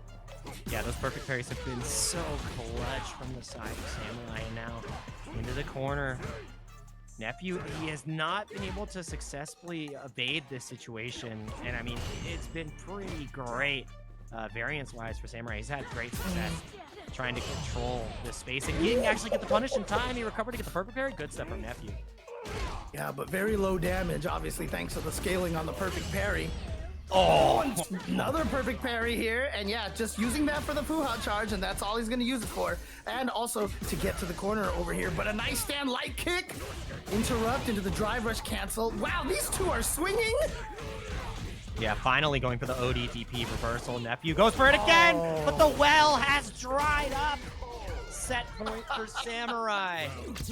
Yeah, like I said, both of them were just going for it. It was just like one of those like boxing matches would just turn into like, you know, slap contest, you know? See which one could just swing hard. It was Rock'em Sock'em Robot. Right. It is what it is. Okay. Samurai at tournament point, and this is really important for him. Like I said, he can get onto the winner's side of this bracket if he can take out Nephew here, because Nephew is only at 95, Samurai is at 85. And we're about 30% health right here on Samurai right now, just above CA range. Okay, the throw from Nephew, and this round is looking bleak for Samurai. He gets him with the shimmy, and Nephew staying alive. 1 round at a time, says Nephew. 1 round at a time. Yeah, this one is going to be a slippery slope, just with how much damage both of these guys can put out off of this 1 strike. We've seen the Feng Shui engine come out consistently, but he's just far enough. He went for the 6-framer in return, but he was a little bit too far. Oh my goodness. Oh, but look at Nephew's drive gauge. This is dangerous. Oh, and yeah, he tried to sneak in there with that dive kick, but yeah, very minus, so it got punish countered right there. I mean, it's a great answer to get over the Fuha fireball, and I mean, it's been working excellently so far for Samurai, but this time Nephew getting a little bit more patient on the defense. The whip on the throw again means we're going to game 5, James. You're dead. Yeah, you're gone. you're Akuma, you know, it's very rare that you even need to ask the question. So there you go. We are going to game number 5 here. So Nephew staying alive. Like I said, 1 round at a time. Still has a chance to stop Samurai's journey over here. You know, journey in the West, not journey to the West. You know. So we're already here. I wonder if that was close enough for the low jab to punish right there on that Fuha charge. Felt like maybe it was. And just playing that stand medium kick range. Yep. Changing the button economy up a little bit here too. I like that from Samurai. Still getting these perfect parries on the fireballs, making it so hard for Nephew to really utilize it as a aid in neutral. You see Nephi just walking up there, but does get hit and now wakes up either trying to backdash or hold up back or something because he got caught by those medium crouch light kicks. Oh, no anti-air because he committed to the fireball, and that's going to be massive here. Build a little bit of drive back because of the level 1 and the space that you create, but you're just going to use that for the meaty double dash. Set point for Nephew now in control, which was once in Samurai's hands, is now fallen to the wayside. Yeah, that caught me by surprise and might have caught Samurai by surprise because I thought Nephew was going to hang back, charge up some of that Fuha stocks. Instead, he just double dashed right in there. And now look at this, is that match point? You get a pretty mean meaty from that situation this time. The double crouching jab works out. Samurai doesn't bite this time. Power carry attempted, blown up. And oh, that hurts. I mean, you have CA, which is potentially a 2-touch game if you get the right confirm. You found the corner. This is where it can happen. That's huge. Yeah, because corner can be a problem. But oh, the OD fireball from Nephew trading. Throw is lethal. Throw is lethal now. He's going to be able to garner all of this space because of the OD. He had to walk all the way back to the corner. We go. 52 I love seconds what on the Nephew clock. was doing. He was walking into the range of crouching medium kick on purpose to block it and get him to spend the drive rush cancel. I really liked what Nephew was doing there. But look at how Samurai's playing in space. He's just using. What? Face out, but the Adamant Flame didn't reel him back far enough. The reaction from Nephew. Was that a... Of the OD DP reaches. He went for Adamant Flame. He tried to reel back in order to stop him from catching with the DP, but he was just a hair off. I didn't catch it if it was a punish counter or not on that. Was that punish counter? It almost looked like he walked into it. Like I felt like the Adamant Flame recovered in time, but I just missed it. So I saw I think he went for we saw the flash of the Adamant Flame and then he got caught. So I don't think he recovered in time. But yeah, that is horizontally very privileged DP to punish in that situation. just a miscalculation from Samurai. Still great showing. Like Samurai was playing incredible. It just came down to a few key moments. The way he played that spacing game where he said, I'm just going to keep this space, I'm going to use teleport to keep me away and then continue to like pepper in the fireball game was awesome. I love that. And then as soon as he got in the corner, it felt like the back throws were magnetic. It's like, yep, you're getting back thrown. Let's do that again. Just coast to coast. So thanks, according to my calculations here, that means that Samurai will have more points than Doma, but I think he'll be tied with Noah the Prodigy. So I know Liquipedia has all the tiebreakers here. Highest placement in any World Warrior, number of times achieving the highest placement in World Warrior. There's a bunch of the tiebreakers that we're gonna have to look at, see what they, how that all plays out. But if I'm not mistaken, Samurai will probably be tied with Noah the Prodigy now, and then Doma will be under both of them. So I think Doma might be at 8. But here we go. It's going to be the winner side matchup here. It's going to be Enzo going up against Chris. No, I'm sorry. It's Chris T versus. Wait, where are? Oh, I'm sorry. We are. Yeah, this is Chris CCH versus Enzo. Yeah, I know. It seemed a little bit confusing because you're like, wait, I see Ken. Right. But like we said, Enzo's got all the Shotos at his disposal. He plays Akuma, he plays Ken, he's got Sagat in his arsenal as well. I'm pretty sure he has a Ryu. He's got everything, all right? He plays it all. Yeah, I was definitely like looking for the, thinking that Enzo was gonna stick with the Sagat, but no, this is Enzo's Ken over here, and Chris CCH sticking with the Ed, of course.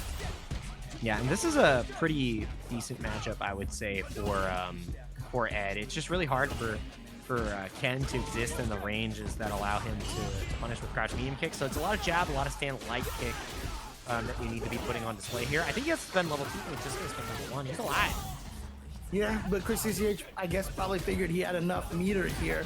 Although he did burn himself out, but so it is a little bit of a risk right here. You can see Enzo's just chipping away at that, but he's not trying to push him to the corner, it looks like, to get that, you know, to get the drive impact. But what a good check on the overhead follow-up of the Jinrai.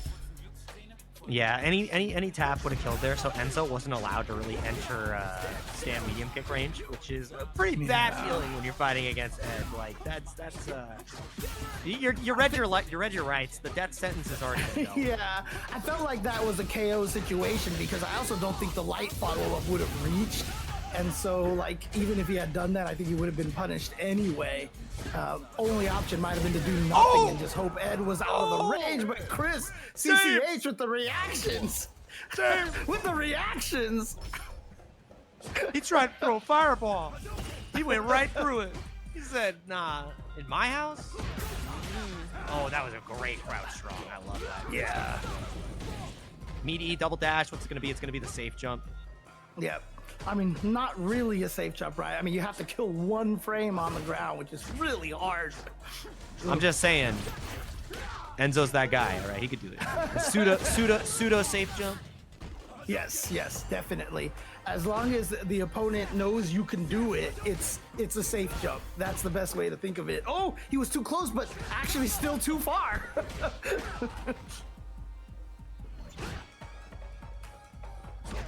Oh, man. Yep, Jinrai comes out. Yeah, you don't really get that much damage due to the scaling, but the crouch strong punish is going to be more than enough here, and he's going to utilize Jinrai in order to kill. Didn't even have to go for the Jinrai loop. Follows up with the heavy, close that one out. Kept it safe and easy. Yeah, there's that stand medium kick again from Chris CCH, from Ed. It's such a good button. Dude, his Terminator-like parries are terrifying. When he just walks forward and like undeterred just hits the perfect parry on your fireball, it's such a deflating feeling. Yeah, gotta pull out the theme song again. Oh, here we go. Frame trapped him right there. Actually, he tried to go for the heavy kick, but it's a little bit too slow in order to find the situation. Kept him in the level 2 the entirety of that sequence, and he gets a whip punish of his own. Now he's delaying to punish out these crouch strongs because he knows where Enzo is liking to place these pretty frequently. Yeah, surprised he didn't cancel any of those whip punishes that he did get into the drive rush cancel, but you can see he's at a range where he's not sure it's going to hit or not, but Enzo sneaks his way in with the drive rush. So Enzo looking good. Oh no, he jumped. Yeah, you are blowing up for this one. It's not enough to kill, but now you're one throw away. That's the round on the board for Chris. 2 bars, pretty expensive. Enzo going to this one with 3 is going to feel pretty good. Yeah, Chris CCH definitely didn't want to spend all of that meter, but had to do it to take the round, but gets the whip punish here, so Chris CCH with a great start. Nah. Walk under. I'm actually curious, did he get the punish counter on the landing grade? It looks like. Either that or he landed in the perfect parry. I think he went for a tap parry attempt, yeah. That's usually how it went.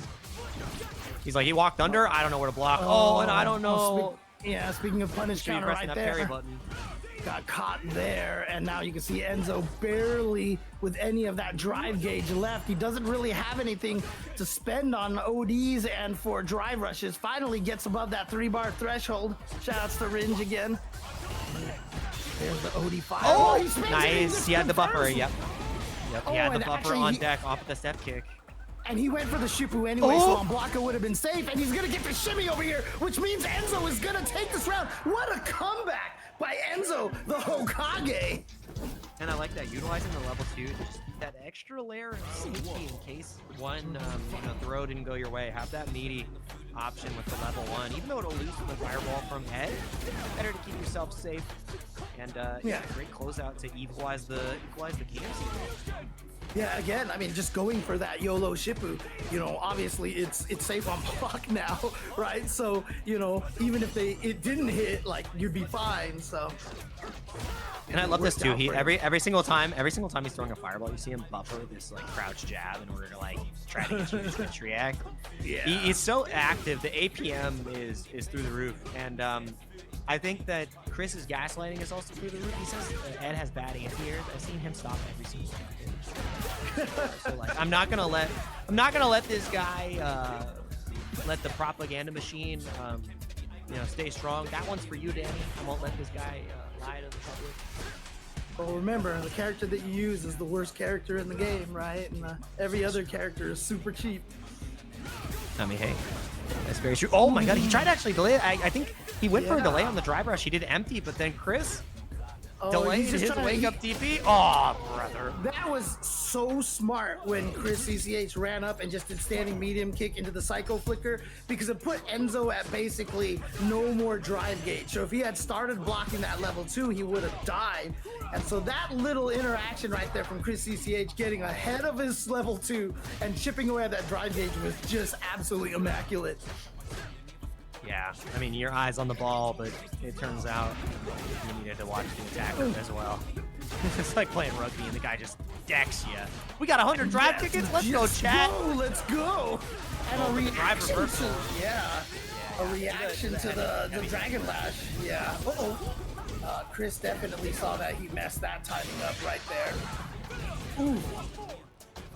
Yep, level 1. Reestablish that screen space. Oh, we missed the air-to-air. Yeah, but very safe air-to-air with off of the jump back option. Meaty fireball, then the little mini shimmy gets the throw. Chris CCH now up 2-1. Trying to end this run from Enzo. The thing that made it so hard too is the fireball put you like slightly outside range where you think the throw would come through, and it was just like one micro step back. That was a hitbox block. And honestly, like, it's very interesting here because obviously Enzo sticking with the Ken. He hasn't tried to go with any of the other characters. Probably doesn't feel comfortable with the Sagat versus Ed matchup.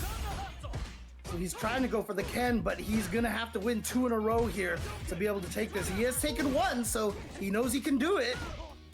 He can bleed. That's what we all think here, at least in the Pacific Northwest. Like, see, like everybody can get 1 against Craig.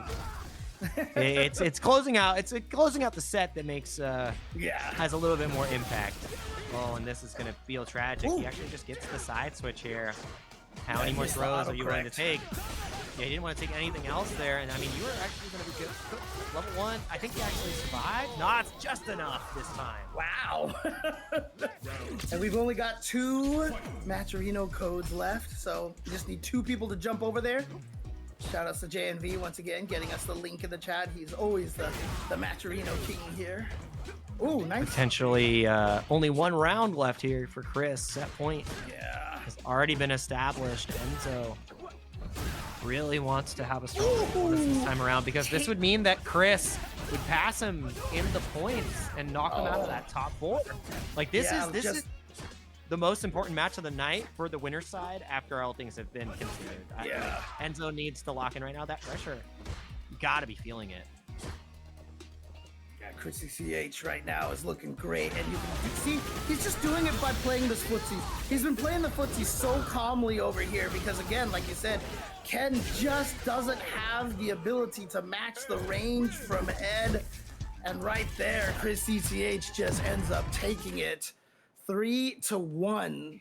So as you mentioned, that means that Enzo will be moving down to the lower side of the bracket, if I'm not mistaken here. Chris CCH, will he pass him up just yet? I think Chris CCH needs the. I think he needs at least 10 points. More. Yeah. I think Chris needs to win 1 more. So Enzo is now whoever Chris is fighting's biggest fan. Okay. Well, my problem right now is I'm making the assumption that everybody is just 5 points above the other person in terms of placement. But at this point, you're probably getting like an extra 10 points or an extra whatever point. So yeah, that's probably it. I mean, that could be it right there for Chris CCH. Yeah, because the thing about it, I think Chris's lowest placement was a 15-point game, and 4th place guarantees 30 points. Chris, which is a 15-point gain. So unless I'm mistaken, that means that Chris has passed Enzo. And the only players left in this bracket are JB, Chris T, Nephew, Chris CCH, and then these two competitors. So, I mean, like... It's interesting because, again, you know, the top 4 right now are literally like the top 4, right? So I think we're going to JB and Chris T, and then Nephew and Chris CCH. So that means all 4 of those players are already, except for Chris CCH, he was not in the top 4. But now, after beating Enzo the Hokage, I think he guarantees himself to be in that top 4. So these 4 players here will indeed be the 4 players that should start on the winner side of the bracket in the finals coming up in November. Man, this TO is great. Thankless job, but he does one hell of a good job. I'll tell you that. The seating's crazy. You're telling me that we ran 5 full events, and the top 4 is the top 4 that we're going to have in the finals, and that is a top 1 reversal fate of the evening. Winners finals. The West Coast starts right now. Christopher Tateri versus going up against the Jayest of B's over here. Nice crouching medium kick, drive rush cancel. Gonna get all the way over there, but did spend a lot of drive gauge as a result. So you see JB try to check all those drive rushes, the raw drive versions from Chris. And I think that was a really smart decision from Chris to try to, you know, scare JB about getting burned out. He did burn himself out, but he baited the OD spinning mixer, and he's got it. Yeah, I mean, that's the first bait felt incredible. Chris is still on that same level playing field. He punished the jab, brother. Did you see it? Did you see that? He said, "Don't you ever whiff a button." Take 2. Whip the throw right there. No. Chris, you're kind of ridiculous. You're ridiculous, Christopher Tatarian. Chris is looking so strong over here, and as you mentioned, his lowest point that he's ever gotten is 20 points over here. JB also lowest actually is at 20 points as well, but Chris T is 10 points behind JB, and he would obviously starting on the winner side is the most important thing, but then getting the first place seed is also important as well, because then you'll play the 8th place person who is, you know, supposedly the weakest player that you're going up against. So. it would be the 4th place seed, because it's winners and losers side, so they don't all start in winners. Oh, you're right. Sorry. Yeah, it would be the 4th place. Yeah. That's my bad. I was going all the way. Boxing him in with the stand heavy punch, and then he finds the jump afterwards. JB trying to garner the space, utilizing the whirlwind shot. Your shot in this round is gone, though. Level 1 spent. That is worthwhile. And I know Chris T, you know, with his, you know, SFL earlier, you know, teaming up with Mena RD, and then now he's just been practicing with, you know, the Dominicans all the time. He's a, you know, virtual Dominican right now. He was just in Japan. He was, you know, hanging out with Momochi. Momochi was teaching him a bunch of stuff. They were eating together and stuff, and it was so cool to see that happening, you know. But he has been leveling up a lot, and Chris T is looking scary right now in this winners finals. Yeah, dude, he got the Japan power up. He went to the Family Mart and he says, "I know the power of Street Fighter." He said, "I got my Family Chicky and I'm ready to fight." But if reversal has been baited, don't get too comfy. Don't get too comfortable. Just because you're trained in Japan doesn't mean you're unbeatable. It has helped a lot of players, though. A long time spent in Japan has definitely made a lot of players significantly stronger. Yeah, iron sharpens iron for a reason. We've seen that confirmed twice. The height was a little bit awkward, so he didn't follow the DP, but he gets the cross cut right there.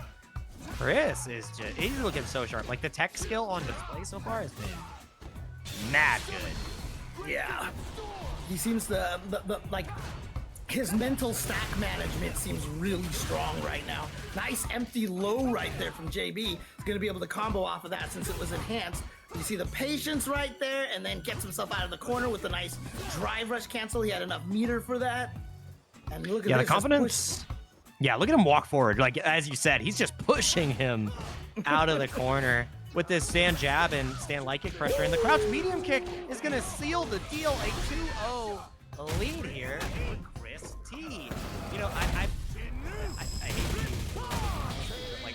watching, I think, almost every single Chris T replay I could find on YouTube. Just because of seeing how he shapes up against the Japanese players and like how he's been managing those matchups. He's fun right. Juries, a ton of Terrys.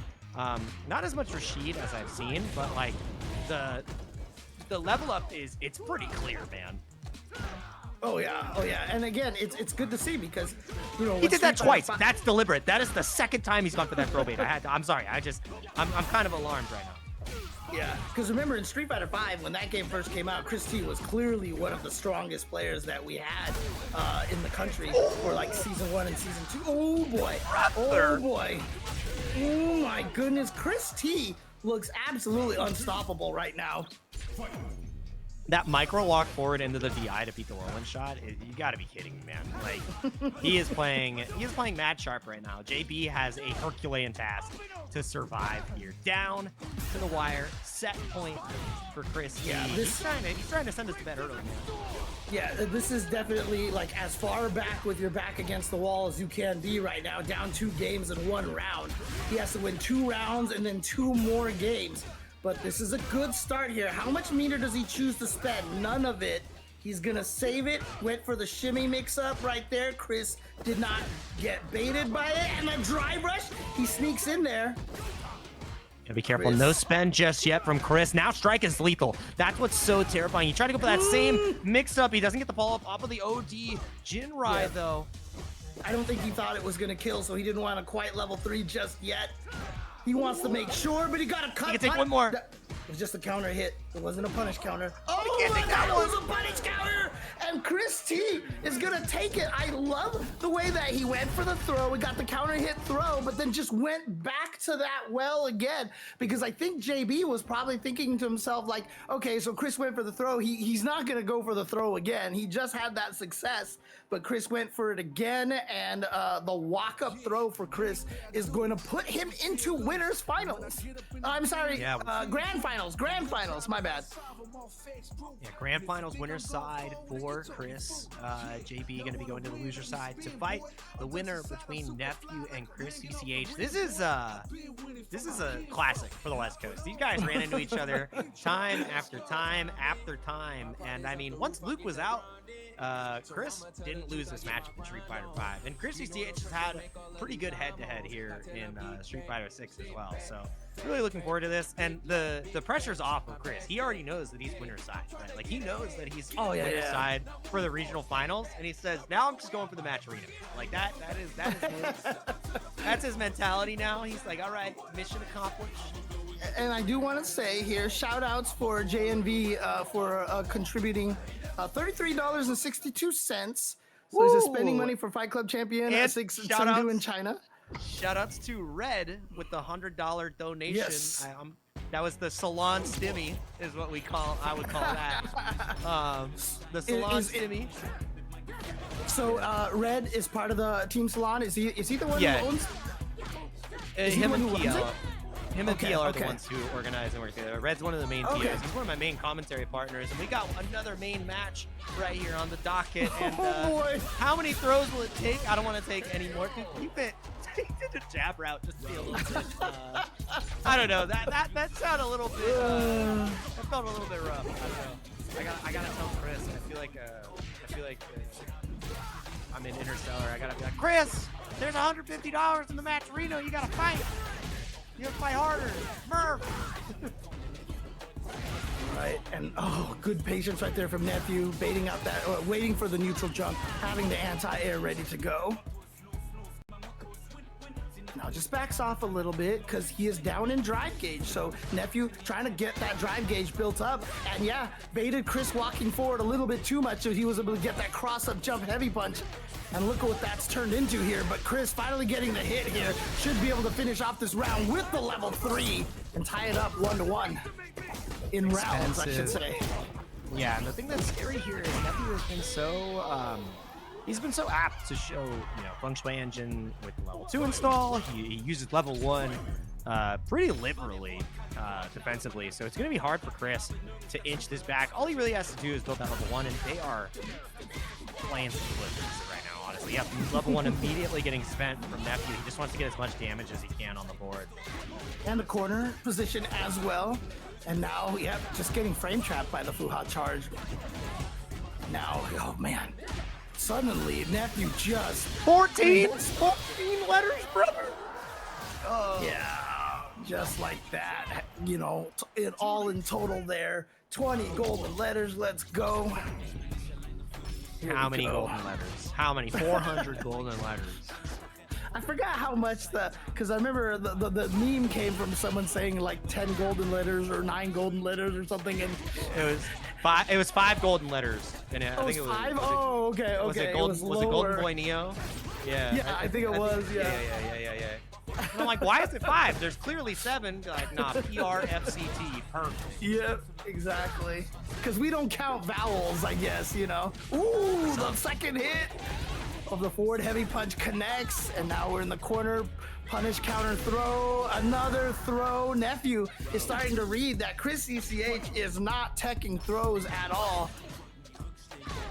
And there it is again, and he has been eating absolutely every single throw in the trade combo. Yeah, you gotta watch out for those trade setups. He's nice. Finally getting a way out with the level 2. He's gonna on a space here, but he messes it up. Yeah, doesn't get the proper juggle.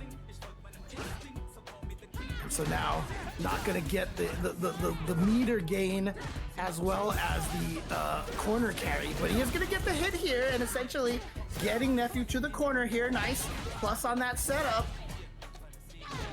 Oh, but again, the throw. You see what I mean? Like, Nephew has gone to the throw so many times, but that time Chris CCH with a beautiful timing, sniping Nephew's attempt to walk forward. So Nephew just walking right into that.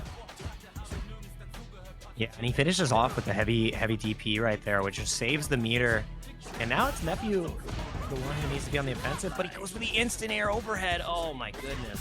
Yeah, that's the anti-throw right there. If you think they're gonna throw, and he's gonna go right into the level 3.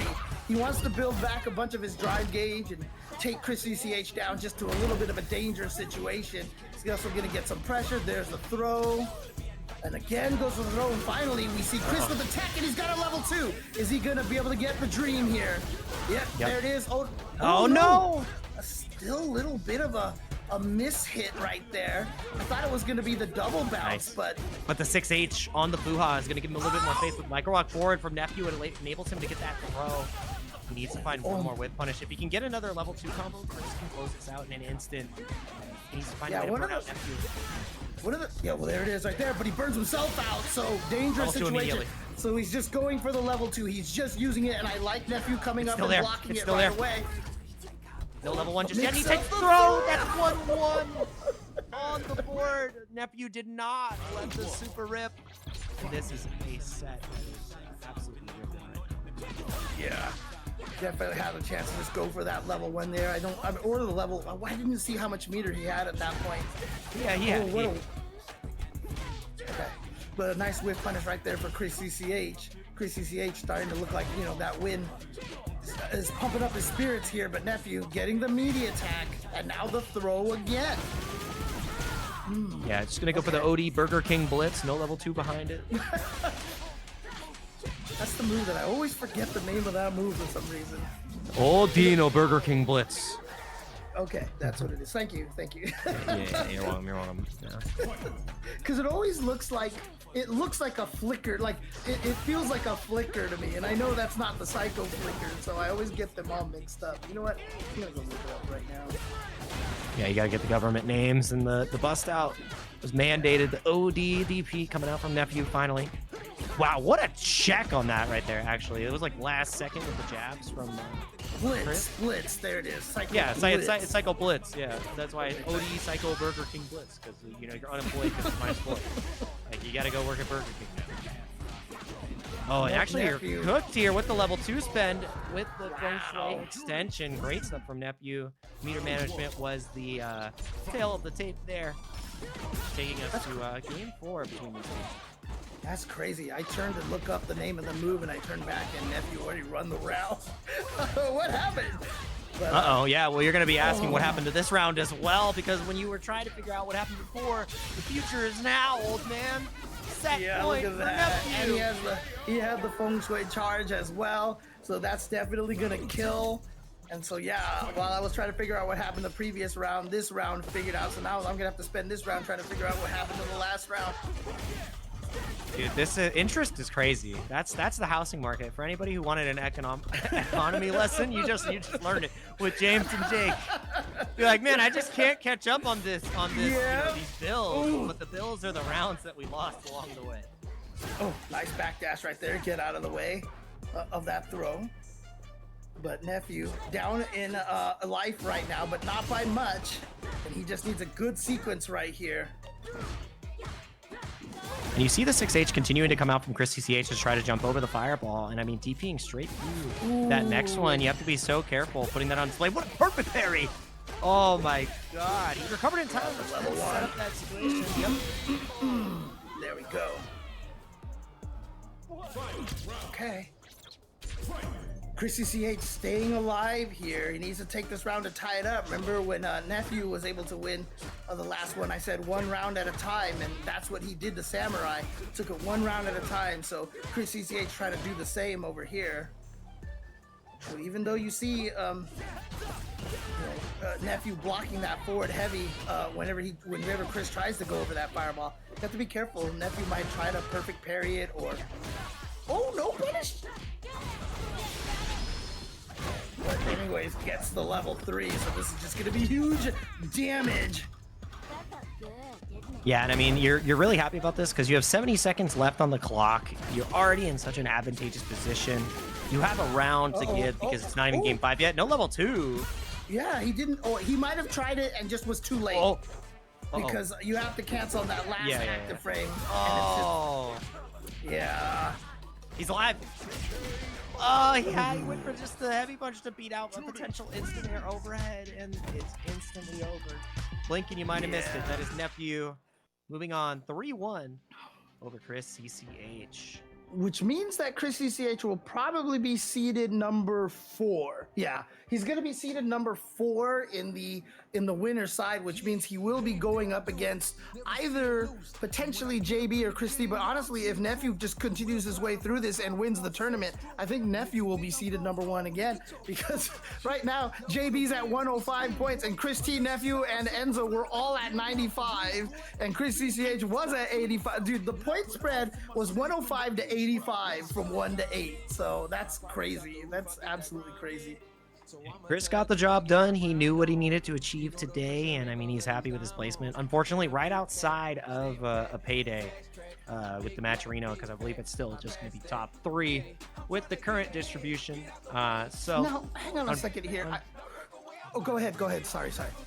No, you're all good.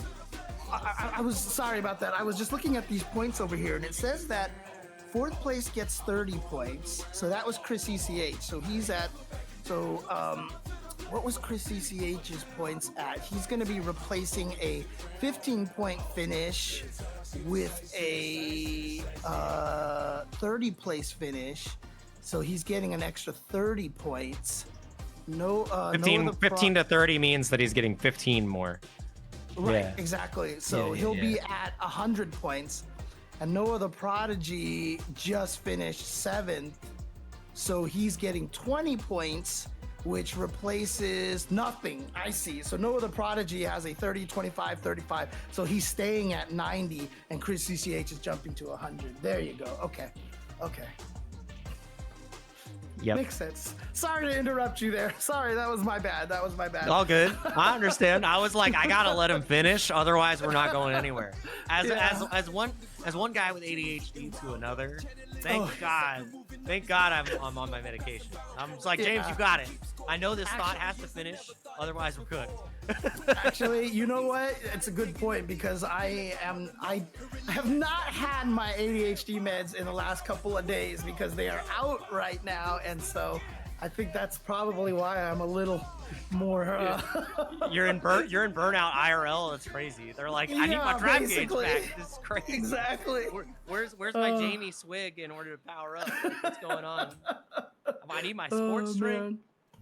I'm getting cooked. Oh. right before we transitioned my cat's tail to the screen, but we have the tail between two titans of the West Coast. It is going to be JB versus Team Liquid Nephew to close out losers finals here. Now all that's on the line is seeding for the West Coast and the $150 match arena as well. We still have time to support the match arena. We're out of codes. If you got dollary dues, you can, that was do your part. Yeah, that was a sick frame kill, right? You seen that? Yeah, that was a cool stuff. The jump back. I don't know if I've seen that one before. No, I as soon as I saw it, I was like, oh, this is a good one. That's the Brain Destroyer. I love the Brain Destroyer. Little punish counter throw, and that's gonna give JB a perfect to start off here. Here we go. So dude, we have been seeing so many perfects today. It is a perfect bargain sale. And now here we go into the corner, and I mean honestly, JB is still on deck to get another potential perfect here. Oh, look at that. Punish counter. Found the timing for that. Wow. Threading the needle, and here's a throw and almost a burnout. And JB has so much meter right now. Holy crap. I mean, he still didn't even bother with the Yasar. Finally? No, he doesn't care. Oh, he held the parry for so long. Nephew's in trouble. Don't get double feed. Nah, this is not how we're starting every single set. Every single set. The last two sets, double perfect. How many golden letters? All of them. All the letters. Yes, exactly. It doesn't matter how many there are. He's got all of them. Back-to-back perfects. But again, you know, when you're playing against, you're playing Street Fighter 6, you can't feel bad getting double perfected because it just like this game is just so momentum heavy that it just happens, right? So don't take it to heart, move forward, or just pick my. And it's modern? Wait, what? Enough? Did he mean to pick modern Mai? Is this a thing? Did he mean that it might I don't think he did. I don't think he meant to do it. I think this had to be something he was doing with his stream. And he's like, oh shit. Take the game. Take the game, JP. It's a tournament. The default that he had set was probably set to modern because you know how confusing it gets when trying to set characters like defaults and all this other stuff. But I mean, look, Nephew has played Mai before. I've seen him use Mai. I remember even at, I think it was Genesis. Was he playing Mai in that tournament? I don't remember now. I kind of remember seeing him try that character, or it was somebody he was trying there, but I think it was Mai before people realized Mai for quite was some good. time. Yeah. People were definitely they're like, this character sucks, and it's just like, nah, dude. Your game plan is quite boiled down. It is strong at its core. Yeah, people didn't realize how strong she was gonna be, and right now is a terrorizing everybody in the tournament scene and in ranked as well.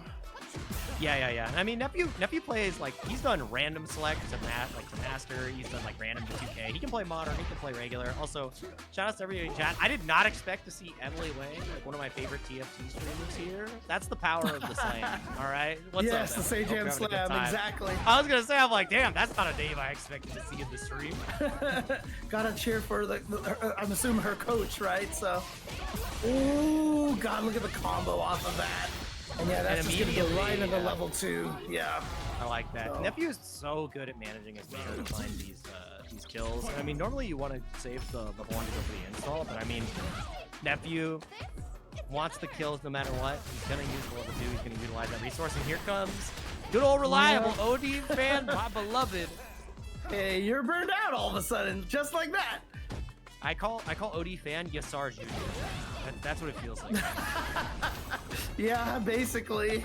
It's like Yasar, but I don't need super meter. Oh, what a backdash from JB getting out of that. But yeah, getting caught in the legs right there. Nephew reading that he was going to try to backdash or hold up back or something. Got caught in the legs. Not enough to kill. He's just going to jab out. Like, all he needs is a trade here. And he's burnt out, so I mean, he's not going to get a turn yet. But yeah, he's just mashing on the jab. Finds a way, sends it out. Bullet hell style. You just got to run through the fan and game immediately back. Yeah, I'll see Mike X here as well. So shout outs to Mike X. Oh yeah, shout out to he's got really creative names across every character he makes. So I love watching Mike X play. I keep making goofy names for every character that I play, you know, relevant to. It was Mike who was playing Elena earlier, I think it was, right? So I was playing Elena online. I called her Jumbo Juice is what I called her. So. Jumbo Juice. Jumbo Juice. Jumbo. Oh, there he faked again. it. He faked it. Yeah, he faked it that time. Ooh. The trade, yeah. But yeah, look at that Odie fan setup. Uh-oh. And now punish counter throw. Yeah, this is where it can all really fall apart. Odie fan gets set up again, this time going for the neutral jump, trying to catch a potential throw whip, letting the fan do the work for you, treating it like an assist character. And the fact that the super Rashid kick reaches off that whirlwind shot, it just looks cool. I never thought I'd say that about a Rashid combo. The kicker. Now, no! Oh no, he didn't get the. Yeah, oh, he was trying to bait out a drive parry right there through the quick tornado, but Nephew did not fall for that. Nice whiff punish on the crashing mini kick, but he didn't believe, he didn't counter. Maybe he thought it was gonna go under or something. Gets the free jump in. Oh man, yeah, that was the light one right there. Oh, and this time jumping over the OD fan. This is gonna be massive damage. The scaling, I don't think level 3 kills here, but we're gonna spend it anyways, just to, you know, attack the drive gauge. Yeah. Let me just see if. Oh wow, just walks up with a heavy punch. Nephew, I guess, you know, he probably felt like his drive gauge was so low that he knew if he blocked that standing heavy punch, he was going to die anyway. So he was gonna try to do something to get him, hope that JB mistimed the meaty or something to that effect. Yeah, and I mean, straight to the corner. You have to put that last round behind you. The perfect parry works out, and you actually do evade the fan because of the forward movement on your normal. You got out of dodge. He's so close to burning out. Nephew needed to advance.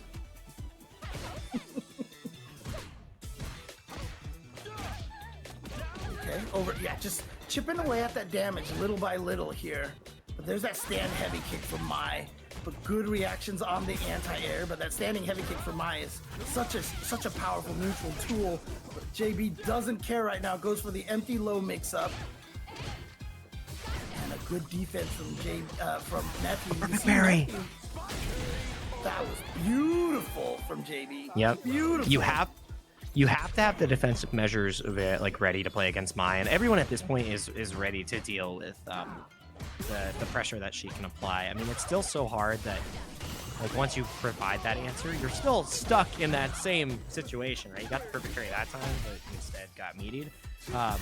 But it is a little bit of a deterrent. So really good from JB, and great hit confirmed from Nephew. Anyone who's played Exerd before, like, you could play the game and not do the, you know, the just defends to, you know, change the frame data and stuff like that until you play Leo. Leo kind of forces you to learn that because it's really hard to fight him without it. Oh! Wow! And I feel the same way with Mai. Just to finish this thought, that you have to learn to perfect parry those fans.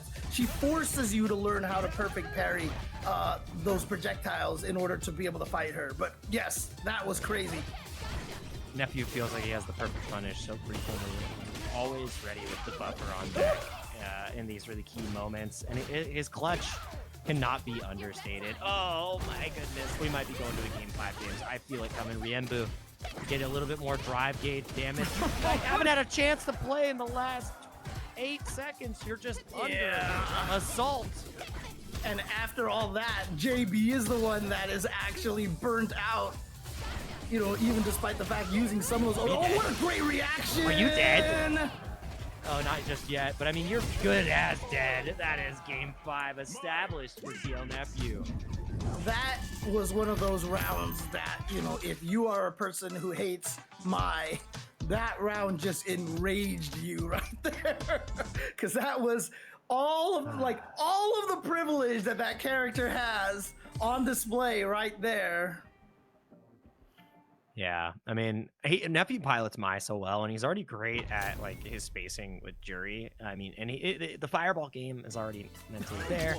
I mean, it's so good on the character. Oh, you just laughing at the faces? Dude, Mai's faces just crack me up. I swear. Oh, like, she's just, yeah. It just cracks me up. So Hers are really good. Hers are really good. Like when you swap between them, the crazy eyes.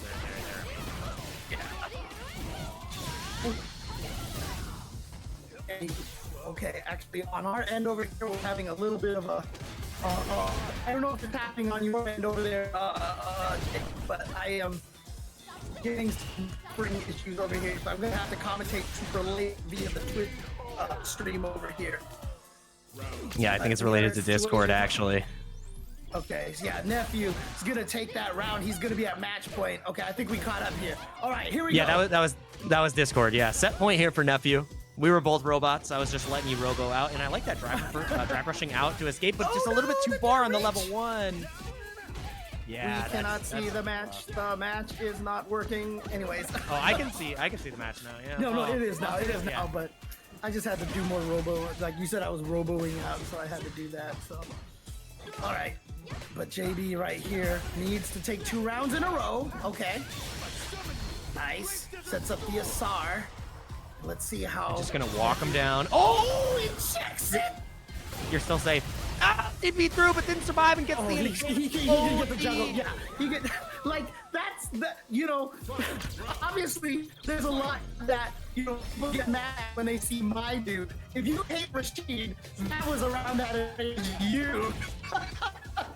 Because that was definitely a Rashid round right there. But we have returned back to Robo View over here. So I'm gonna have to just like I said, it's gonna be very kind, but JB has all the wisdom right now. Nephew is in big trouble. Gets out of there with the ODP 2 seconds ago. And here we go. Sorry, made the 2 seconds ago.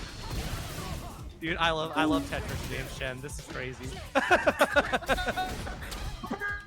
Yes, the level 1, ready to go 2 seconds ago. Oh, but before Meteor gets the hit, and did you know Meteor left to stop that DI that happened significantly earlier than we can see over here. So JB does make the comeback and takes it over Nephew. I mean, like, literally. That was too good. That was too good. I was just enjoying, because I heard you as a robot through Discord, so I was just enjoying the show. I mean, like, this is literally what I see right. This is my Discord stream right now. That's it. Like, it's just stuck on that frame over there. So, apologies to everybody. Gonna have to see if we can fix that in just a second. Yeah, we're gonna get back into the action here, y'all. Discord had a little bit of a oopsie, but we'll get back into the action. I closed the stream and opened it back up, and I've got the loading wheel of death. We're trying to. I don't. Oh, here we go. Watch the stream. Oh, at least we have the cat cams in action, right? Like we can see that. True. Right? Like I've got my Kiki here. Yeah, there we go. Oh, that's something cool. to enjoy. Yeah, that's at least. Yes. Oh, ice cat. That's a Street see Fighter anything. It's a black screen for me over there. My cat was sleeping over there, but I think you heard me talking about her, so now she's walking over here. So there you go. We got the black cats, and as you said earlier, Jake, there's 2. They're the same. Oh, look at them. Black cats are the luckiest cats, so don't anybody fool you thinking that black cats are not unlucky, because black cats are the best. Yeah. Robo James again. I can't. Am I Robo James again?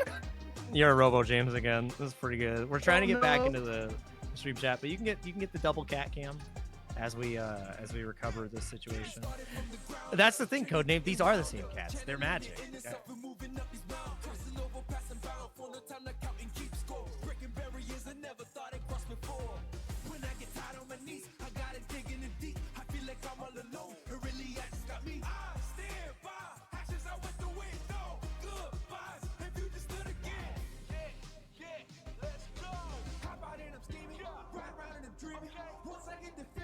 Nobody can stop me. Hit it, I'm on goal.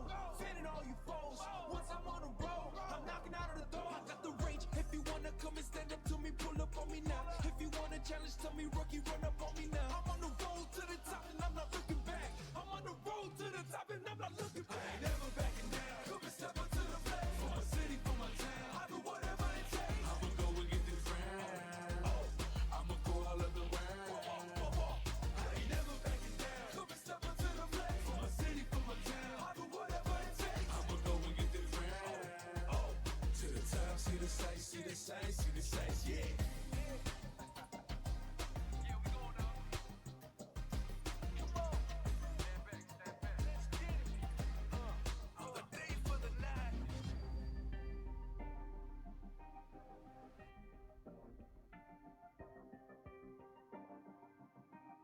And see okay, the lobby.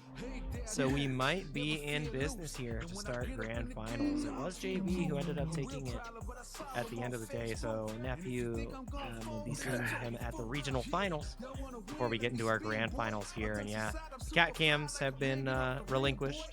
I've also got my Zenny pair. One of the cool things about them as well is I have transition lenses. So like I go outside, and while it's like gloomy and rainy in Seattle, yeah, it's bright. So like these turn into sunglasses interesting. outside, Okay. and like that's another option. That's which is crazy. Really nice. I actually don't have one of those. Yeah, Nice. no, transition lenses are lit. They're so good. Yeah, like I said, one of the nice things is I have, lots of different colors, and I keep hitting up Zenny. I'm like, hey, can I get some more colors? Because I'm starting to actually enjoy wearing like all these different colored glasses and such. So, Dang, Hollywood James, I wish I could just email Zenny, be like, may I have more frames, please? I would like more glasses. My Exactly, eyes. right? I'll be your eye model.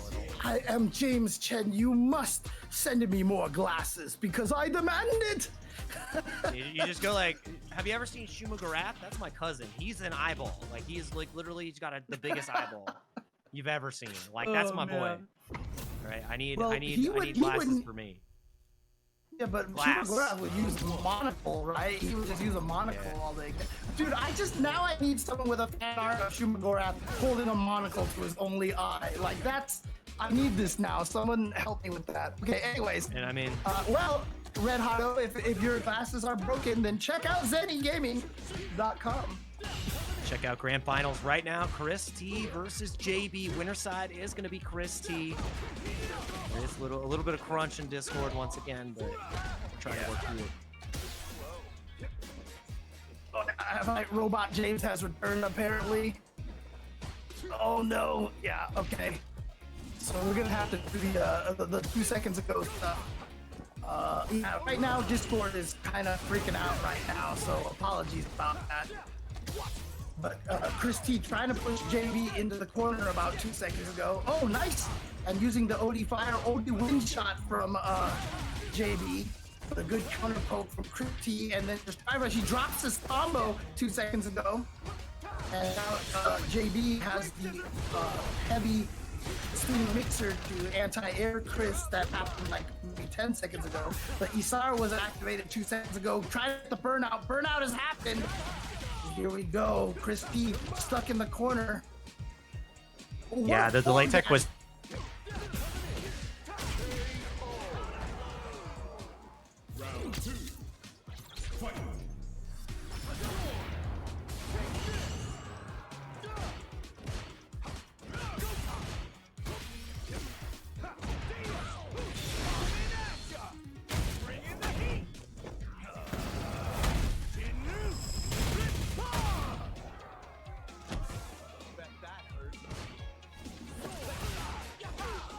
Hey, sorry guys. Discord is not playing really nice right now, so it may look like I'm gonna commentate in the meantime. Yeah, so it's kind of Discord is turning on and off, so we're trying to do what we can do. So, but we got Chris T looking very freaking powered up from Japan. My man went to Japan. And some people thought he was still in Japan, but no, he's right here. He goes, hey, the show must go on. The show must go on. All right, Discord is bugging right now. It is bugging. I saw JB recently, right? I don't know if you've been following his Twitter. I know we're gonna keep it in the game, but we got to keep it all lightly here. Besides him doing really good right now, he's trying to win this round. Trying to make that good first impression. But he does look like Inigo Montoya from The Princess Bride. Anyways, all right, Chris T got in the corner. What will he do? Oh, good check. Oh, that's it. That's it. JB looking fantastic. Ooh. Man, I think we're back. I think we're back. Okay. Cool. That was hilarious. That was good. Okay. I'll let you guys. Are we back? Are we Yeah, you guys are back. I still don't see a stream that I can watch here. Yeah. I Okay, don't yeah. hear the robot, but I can gotta see turn back it. the. So I I gotta can share we are again. back in the action. Yeah. Let me share a screen. He took Ritus's joke one step further. He actually fired us. That was crazy. All right, there you go. That was awesome. Oh man. Please work Discord. If not, it's gonna be a via commentary for the rest of the night, I guess. Oh, Discord stream's still not working for me. You guys can't see it? I think it might be a U angle unless this works. All right. real quick. No, it's all good. Let me. Oh, it broke again. No, it broke again. Anti-airs are so good from JB. All right. It's time. Let me try again. That was a sick catch right there from JB. Oh, there we go. We back on. You in. Nice. All right. And yeah, just look at all that chip to the drive gauge. Tries to bust out with the ODDP like a couple of seconds ago. Oh, we got the stream back. It's back. We're in action. Oh, okay. Yeah, Christy finding the crouch medium kick, and we're straight to the corner. Discord is now playing nice. Goes for the safe jump into the crouch light kick. Here though, because we didn't see the wall cling from JB, and these stand jabs have just been peppering JB, making it so hard to take any big swing or any space to get out of the corner. Yeah, but JB does manage to basically walk himself out of that corner until that standing light kick check from Chris T. Well done. Okay, still has a chance, JB. Yep. Yeah, still has a chance to take this round, but it is a long... Wow! Yo! That standing jab hit from downtown! And Christy takes that round. He's trying to tie it up 1-1 here, but JB with a great start here in round number 3. Oh, overhead delayed after the Yasar. Such a potent option. JB cycling through just about everything. Crouch medium kick on the link up, though. Trying to catch a shimmy, but he caught a button instead. Yeah, caught the micro shimmy, basically. He wanted to shimmy a little bit and then autopilot a button, so he got counter hit.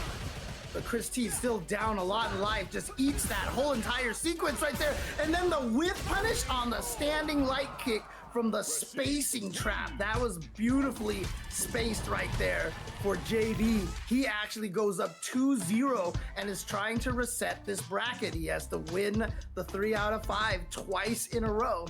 So if he can take this one here, he will just send Chris T to loser's bracket and has to win another 3 out of 5. Yeah, this is going to be one hell of a hill to climb now. We're either going the distance or getting a reset real fast. I mean, I'm looking forward to it now that we can actually see the game. I bid Robo James adieu. It was quite a pleasure. I've commentated with James for years, but never Robo James. So like, I mean, was it just one never? of those, Don't let your dreams be dreams. No, like it was like perfect robot sounds. It was great. Oh my god. Okay. Oh man. All right, so JB looking strong over here, but it's interesting because JB really has been trapped in the corner more often than Chris T, which is a testament to how good JB's defense has been. And now look at this, turned it all the way around, has Chris T all the way into the other corner now. Ooh, nice whip punish. Just going to take the Oki instead of going for the DP. Values that over that little bit of extra damage, but knowing that the next strike is going to kill anyways. But now you're burnt out. In a pretty rough position. Immediately going for the level 1, but the parry put on display. JB is going to say that's a wrap in this round. Yeah, Try JB's defense. to reset quickly. JB's defense has been ridiculous, even calling out that level 1 right there. Beautifully done. Oh, now the whip punish. Okay. JB definitely turned it on over here. So, again, Chris T won the first time 3-0 over JB, but JB definitely figured something out. He was like, no. I forgot to do this to Chris. Because he's about to reverse 0-3 him. Oh. Yeah, he wasn't expecting that. Yeah, no anti-air off the walk back either. He just took the throw. And I mean, JB now at a pretty big deficit here. Yasar's there. Not going to spend it just yet. Just going to try to win on the virtue of neutral in this round instead. Knowing that spending the 2 bar and losing would be a pretty rough position to put yourself in. Oh, he wasn't able to get over. Wow. Okay. All right. Chris T taking that round. I mean, he had, remember we talked about being as far back against the wall as possible, down 2 games and 2 rounds. But Chris T, you know, 1 round at a time, slowly trying to inch his way back into this.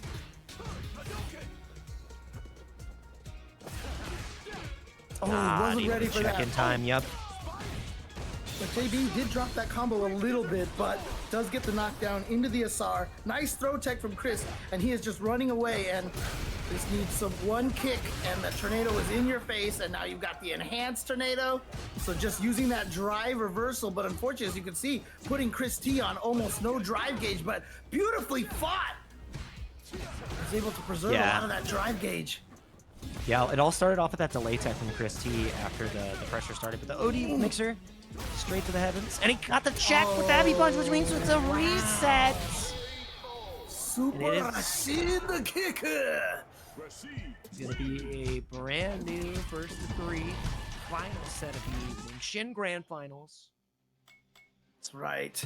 Back to 0-0 for the 2 players, and again, I don't think either of them are going to switch characters because this is like this is their ride and die characters right here. I don't think I've seen either of them use other characters at any point recently. So yeah, no, these are the main squeezes for the remainder of the evening. It's gonna be Rashid Ken as the next matchup. Christy has some adjustments that'll need to be made, and I mean JB he rose to the occasion. He got beat down on the loser side. He thought about the loss, and he came back stronger. I think that's what you need to do. And I mean both of these players are world class, right? I mean you look at JB, the bloodline is strong. All right, Lex is already a Capcom. He's already qualified. Right? That's right. Yeah, that's he right. Said I can't let my brother out. Oh, yep, gonna get the confirm into the heavy mixer. And a good perfect parry right there. Yeah, into the driving back. I like that choice. And he's gonna go for the side switch right there, meterless side switch. Nice punish, close enough to actually punish that standing heavy kick. Ken standing light kick, 6 frame, reaches so far, punishes a lot of things that other characters can't. Kind of reminds me of Sakura from Street Fighter V. Ooh, tried to check that drive rush, but couldn't quite get it out in time. Man, oh man, so dang strong. Chris, what a resounding answer back. Yeah, that's what you want to see here too. Like the first round, I didn't even that much. Also, I'm about to make you even more upset, James. The standing like is 5 frames. Oh, Ken's is 5 frames. That's right. That's right. It is just like Sakura's. It is just like Sakura's. Yes. Okay. I'm like, let me open your eyes. Let me remind you that it is pretty good. Oh, and that's an even better punish. I like that. Get that screen space. Not going for a run DP, going for the heavy Tatsu instead, just to establish a much better screen position. But nice perfect parry right there from JB to get that punish counter. But Chris T gonna go right into the level 3. And just so you guys are confused, yes, the score right now is actually 0-0, not 0-3. JB should be at 0. God, and now it's a 1-0 lead in the reset. It's like the first set never even happened. That was just a warm. Get all the bad out. It's all good from here on. Okay, so he's figuring it out over here. So again, Street Fighter is a game of adjustments, right? So we saw the, obviously, Chris winning 3-0 on winner's side on the winner's finals. JB coming back winning 3-0 in the grand finals.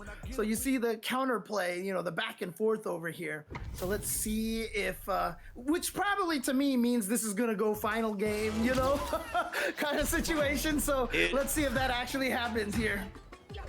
As a WNF alum, it's not WNF unless it's really Thursday morning throwdowns, right? Like if it's not 4 a.m. final game, final round, grand final reset, like are you really a WNF enjoyer, right? Like are you a true Level Up Live fan? Oh, the meaty heavy punch. Actually, Chris might, the way that he's playing right now and all the reasons that he has, it might actually be another 3-0. Can we have 3 3-0s between these two? Because Chris T looks like he just remembered how to fight JB now. Yeah, he's utilizing a lot more of this 5-frame stand medium punch in these strings from JB as well. Crouch strong back on the menu. I'm loving this. And the perfect parries are just diabolical. I'm not going to lie. Oh, don't take this next strike, though, James. You got to take all these throws. Oh, that was dastardly. That was scary. Yeah. Ooh. He's looking for the stand light kick. Ooh. Oh my god, whipping in the night. Yeah, that was like 3 failed whiff punish, 4 failed whiff punishes in a row, and JB's gonna get the SR set up here. Yep, trying to keep Ken, and nice defense. I mean, you take a throw like that off of Isar, you're happy. Oh, well, but you're not happy anymore afterwards. Never mind. Happiness is fleeting, James. Sometimes we can't make the right pride decision every time. Yep, pride comes before a fall. That's how it works. So. Oh wow! Actually, got the flip right there with the crouch medium kick. JB failed to launch. Like I said, I do feel like JB in their matchups has spent more time in the corner than Chris has, but his defense has just been really solid, especially in that last set. He was just able to get his way out of there. Nice check. Look at, yeah, that was Chris T just holding his ground, not giving up any other space. Just down back was the only cardinal direction. Ooh, and got the throw bait as well. And yeah, you saw right there, Odie wind shot into Asar. That was the plan. And now Chris got to figure out a way to block this. But look at the chip damage he took. So he's burned out here, but he's got the level 3. He found a way out. fight. And he's going to Jin ride, but the ODDP OS gets you out. Mm-hmm. And you're not out of burnout just yet. Jab. Oh, too far away for that crouching medium kick to hit. This is huge. That actually is going to be massive here, and he's going to spend. It's going to not put you close to, you're close to burnout. But now you're going to have to contend with the fireball. You're going to contend with the string. You're in chip territory. Yeah. Look how much drive gate. Yeah. Oh, what? He delayed. He tried to bait. Did it empty? But the whip punish afterwards is more than enough. So Chris T now with the 2-0 lead in the reset. Yeah, that was, again, that same situation where both of them got caught trying to whiff punish each other, but this time Chris T actually did get one of the whiff punishes, and yeah, he's up 2-0, so we might actually see back-to-back-to-back 3-0s between these two players, which would be absolutely crazy. Yeah, man. This is Street Fighter 6, baby. This is how it goes. Oh, man. Okay. I got bodied? No, you got bodied. I don't know what you're talking about. What game did you watch? Like, let's go back. Let's look at this again. But I mean, it's do or die now. JB has the opportunity to determine his own fate. But Chris T has turned it back on. No more heat from the loser's run ramp from JB. Chris T is fired up, and he fires the DI right off the rip. Wow. This is looking a little bit rough for JB. Yeah. JB's got to remember what he did in that first set. Or it's not remember what he did in the first set. He has to realize what Chris T has done to counter it. And he needs to find the counter to that. Oh. He actually went for the heavy Jin Rai follow-up, and it got JB jumping with proper extension. Level 1 will do it. Set point, tournament point for Chris T. Chris T. I mean, again, like, I hate being the guy to do this, but like the way Shine described that one situation, you just need to hit buttons with better timing. I feel like that's just what Chris T has done. Like that crouching medium kick, he found the moment that JB wanted to also press the button, and so he got the counter hit off of that, you know. And it's sometimes it really just is about hitting the buttons with a better timing, and that's the difference. The thing about it too is his jab spacing and his stand light kick usage has been just surgical. It's so hard to engage in that range where he's playing the small game so well. And he capitalizes off all of the hits too, which makes it that much harder to deal with, because like, oh, if I got hit by just an errant jab from Ken, it's not the end of the world, but like he's getting 1.8k damage almost every time, and he busts out this time with the rest of his drive gauge, and it's gonna take his life. As the main cost, he had to keep the pressure. Yeah, and again, you know, even if you do think a character is, you know, top tier, you know, but you sometimes just meld with a certain character better. You know what I mean? It's just someone suits your playstyle a little bit better. So, you know, that's what happens sometimes. But Chris T on the verge here. He's got the level 3. The next hit will win it for Chris T. Oh, he didn't believe, but he hit the punish counter afterwards, and he's gonna close it out with the level 3. Chris T is your Gold Warrior, Canada West, number 5 champion going into the regional finals. What a performance from these players. 3-0 versus 3-0 versus 3-0. And so Chris T is going to get 50 points for this. JB with 40 points. And so guess what? JB is actually above Chris T by 10 points. So what's going to happen is JB's going to replace his 20-point win with a 40-point win. So he's going to go up to 125. Chris T is going to replace his 20-point win with a 50 point, so he's going to have 30 extra points, so he's going to be at 125. So literally JB and Chris T, if I'm not mistaken, are tied right now because they both erased a 20-point performance, and they were 10 points apart already, and so now they're tied. And so now it's just going to be based off of the tiebreaker, which is their highest placement. Well, they both won a tournament. They both have 50%. So then it's who's done that more often. They've both done it once. And then we compare all the other placements. And that is where, let's see, that's going to be a 40. No, that's going to be. Oh, wait, no. I'm sorry. Chris T will take it because he won this week. So he has 2 50-point wins, whereas Nephew will only have the 1. So Chris T will be getting first seed by winning this one over JB because he has 2 50-point wins versus JB's 1 50-point win.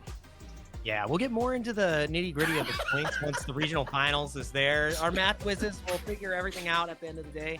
I think the most important part is the distinction between winners and losers, and I think we're all winners tonight watching the highest level that the West Coast has to offer here for Street Fighter. It's been a treat, as always, to commentate the event. I mean, if we could take one final look at how the bracket broke down, that would be amazing, just to talk through exactly how we got there. I mean, 3-0, 3-0, 3-0 was the winners finals, grand finals situation, which is pretty dang funny.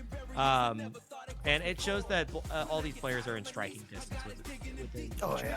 And that means for an incredible finals on the way. I'm looking forward to it. You know, I refreshed the Liquipedia page and I was actually surprised to not see it already updated because shout outs to Incross and the boys. They have been on it. They have been doing such a wonderful job, you know, keeping these pages updated and keeping everything organized on that Liquipedia page. Again, if you are a person who is very invested in the Capcom Pro Tour and seeing how all the standings and everything are shaking up and seeing the records of everybody, you definitely want to get that Liquipedia Fighters page on your bookmarks because, again, I know it's Incross and a bunch of other guys working on it, so shout outs to all of them for doing an amazing job maintaining that site.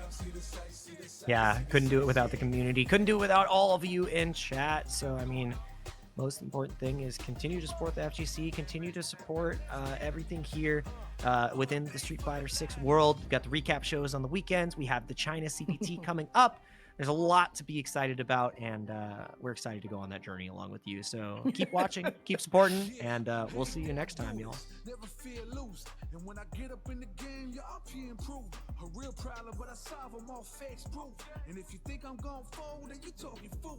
Yeah, y'all wanna win, let me spin, boy. Or dunks aside, I'm super fly like I'm hanging off the rim, boy. I've been winning for my kin.